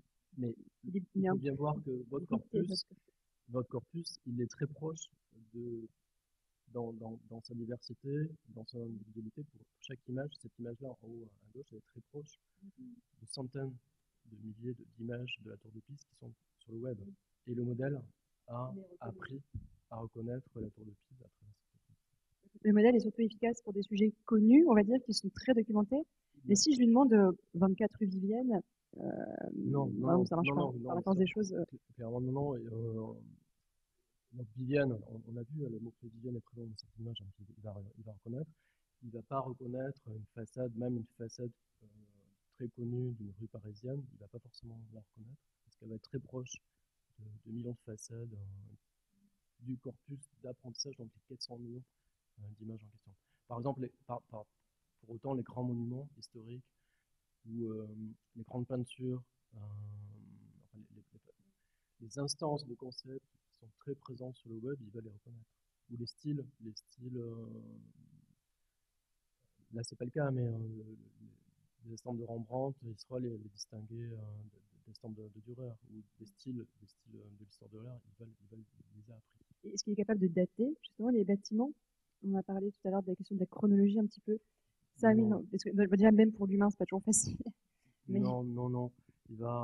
En fait, il nous redonne les contenus sur lesquels il a été entraîné, donc la connaissance qu'il a apprise, et il n'y a aucune structuration à l'intérieur de ce modèle. Ce sont des modèles probabilistes statistiques qui vont te donner des réponses en fonction de la présence ou pas d'images qui représentent ce que tu cherches à travers le texte. Et en l'occurrence, par exemple, pour le palais Brognard, ça fonctionne. Si jamais on tape, là, on a tout fait.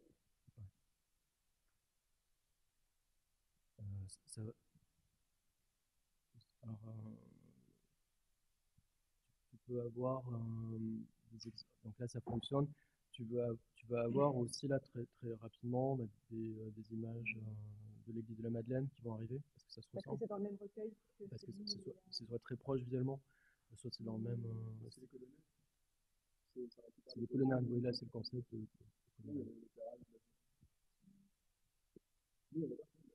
bien sûr. Alors bien évidemment, plus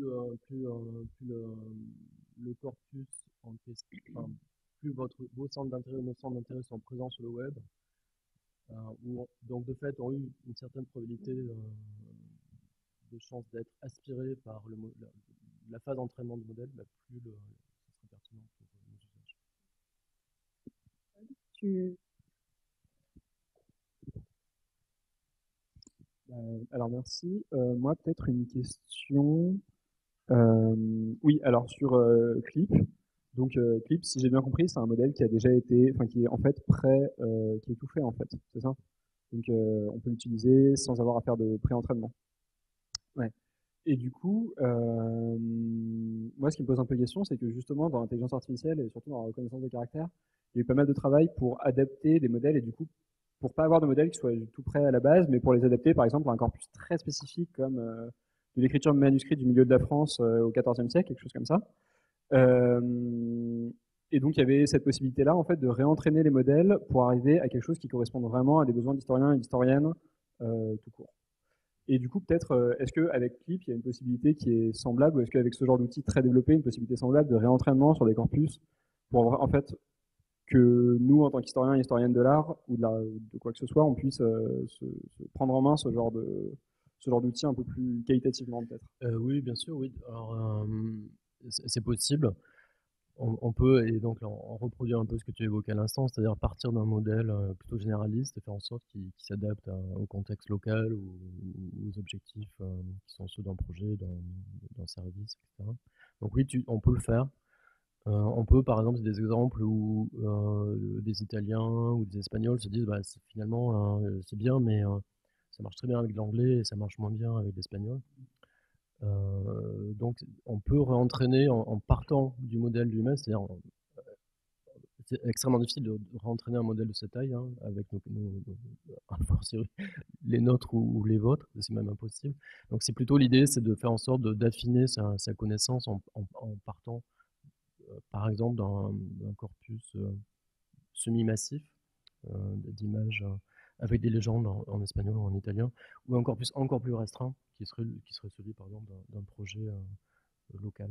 Donc ça, c'est possible. Ouais. Et par exemple, sur vraiment Clip en tant qu'outil, c'est envisageable de refaire un training sur un plus petit dataset pour compléter le modèle complet, ou alors c'est vraiment complètement bloqué, disons. Pas avec un Oui. ordinateur de ce type. Oui. Non, clairement. Parce que ce sont aussi des images, hein, donc il y a quand même ce volume d'images à traiter qui est de toute façon systématiquement plus lourd que du texte uniquement.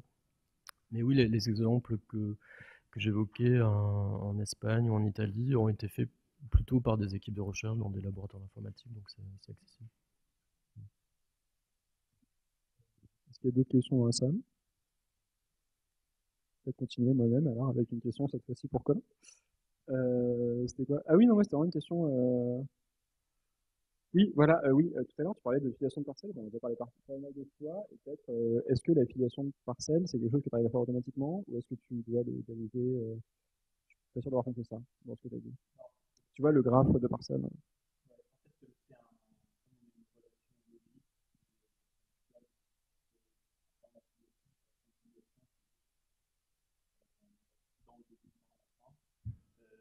On peut effectivement distinguer donc à partir d'un nœud, en regardant cette structure, distinguer donc la relation et en fait c'est un processus qui prend le graphe, qui qualifie l'ensemble des nœuds dans leur interaction avec les autres, qui forme par exemple, lorsqu'on a une grande chaîne d'interaction entre plusieurs nœuds, en tout ensemble, et l'idée c'est d'ailleurs de diviser en fait leur partie, pour essayer de distinguer des phases de l'organisation et des phases de stabilité.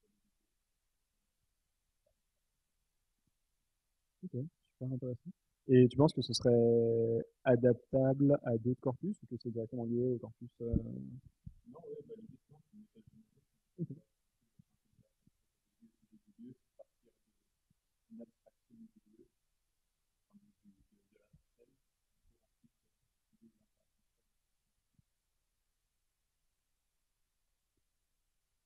Est-ce que d'autres questions sont apparues dans la salle entre-temps? Ça me dirait que ce soit d'un non. Oui. Ah.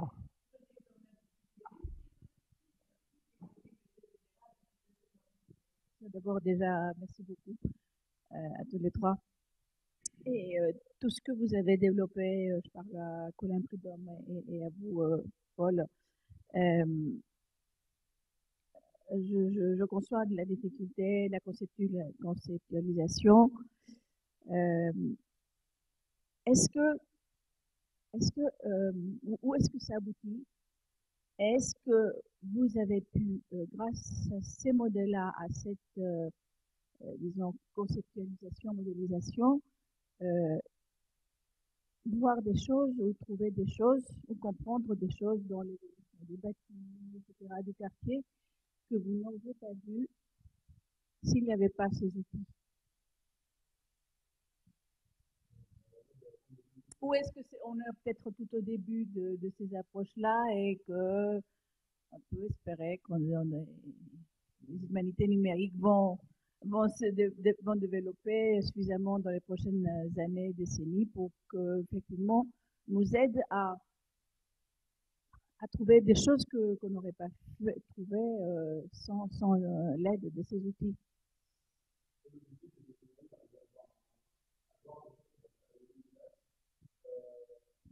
Personnellement, je travaille vraiment beaucoup au niveau de juste, pas tellement l'analyse de la donnée, mais vraiment juste la structuration de la donnée, ce qui est déjà un travail en soi. Et donc, du coup, je pense que c'est peut-être plus à Colin, qui lui a vraiment pu faire, je pense, de la recherche exploratoire. Si. Bah, quand même, souvent pas.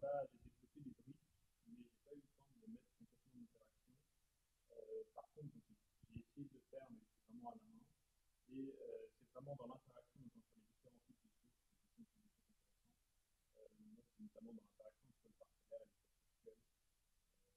Je suis en train d'essayer là de recruter les conceptuels pour essayer d'identifier une sorte de transformation négative, mais aussi vraiment dans la relation entre eux, donc c'est un propriétaire aussi qui nous appartient. La définition de cette donnée-là, dans le sens, c'est intéressant à l'échelle des habitants, parce que c'est pas tout d'un quartier qui est habité en partie par le modèle de Rhodes et qui transitionne maintenant vers un quartier plus commerçant en fait. Pareil, on a peut-être des liens entre familles, des relations spatiales qui sont peut-être pas évidentes à voir, parce qu'on est tellement les choses tous les yeux.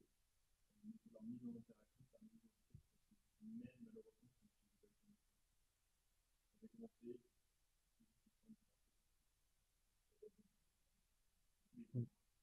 À une autre échelle, il y a aussi le projet de l'EPFL que je citais tout à l'heure, qui bosse sur une échelle en fait un peu inimaginable pour un être humain, parce que c'est vraiment sur des centaines de milliers de parcelles, je crois, leur volume, pour en final arriver à essayer de voir s'il y a ou non une forme moyenne de parcelles qui existerait. C'est des résultats qui sont discutables, enfin c'est une méthode qui est discutable, des résultats discutables, mais c'est quelque chose qui est par exemple pas faisable en fait à main nue. C'est ça aussi l'intérêt des génétique numérique, c'est que c'est une méthode de recherche qui fait des choses que nous on ne pourrait pas faire d'habitude.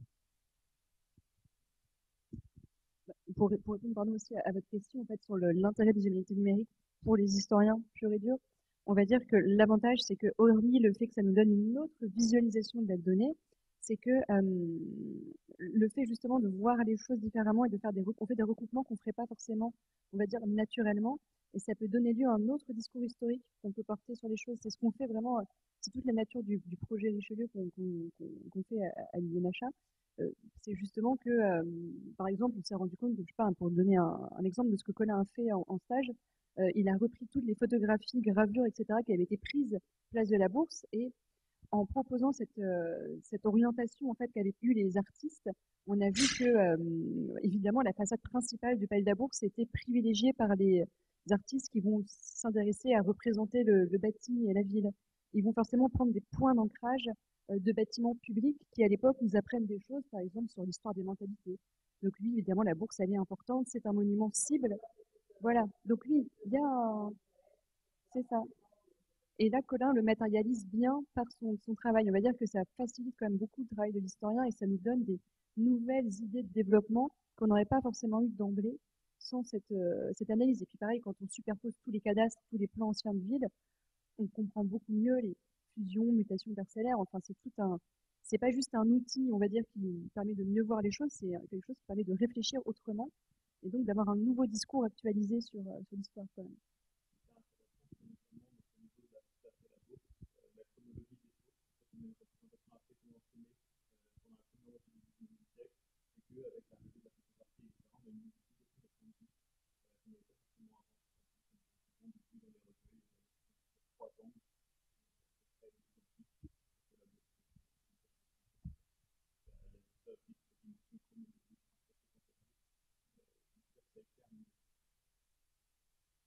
et même pour la reconnaissance visuelle d'images, au final, pour les historiens de l'art aussi, c'est un outil qui est assez formidable pour pas juste pour créer des corpus. Le but de l'historien de l'art, c'est pas juste de réunir des choses, c'est ensuite de pouvoir justement intellectualiser, on va dire, et se reposer des nouvelles questions, réévaluer des choses. Et grâce à ça, c'est quand même assez formidable. Donc, il y aura quand même un intérêt à tout ça, j'espère. Assez convaincu. Mais c'était une excellente question. Ouais.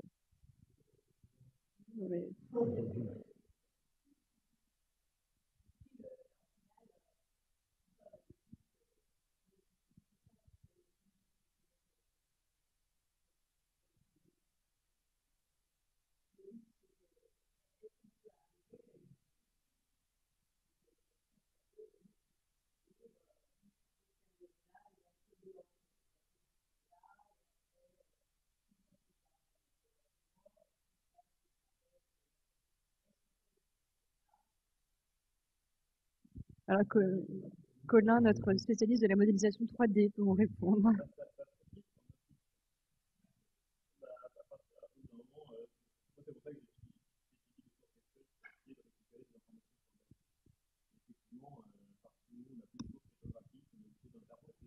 Le lien entre les textes et le bâti. Imaginez que dans une description d'un bâtiment particulier, on pourrait faire une évolution de ça.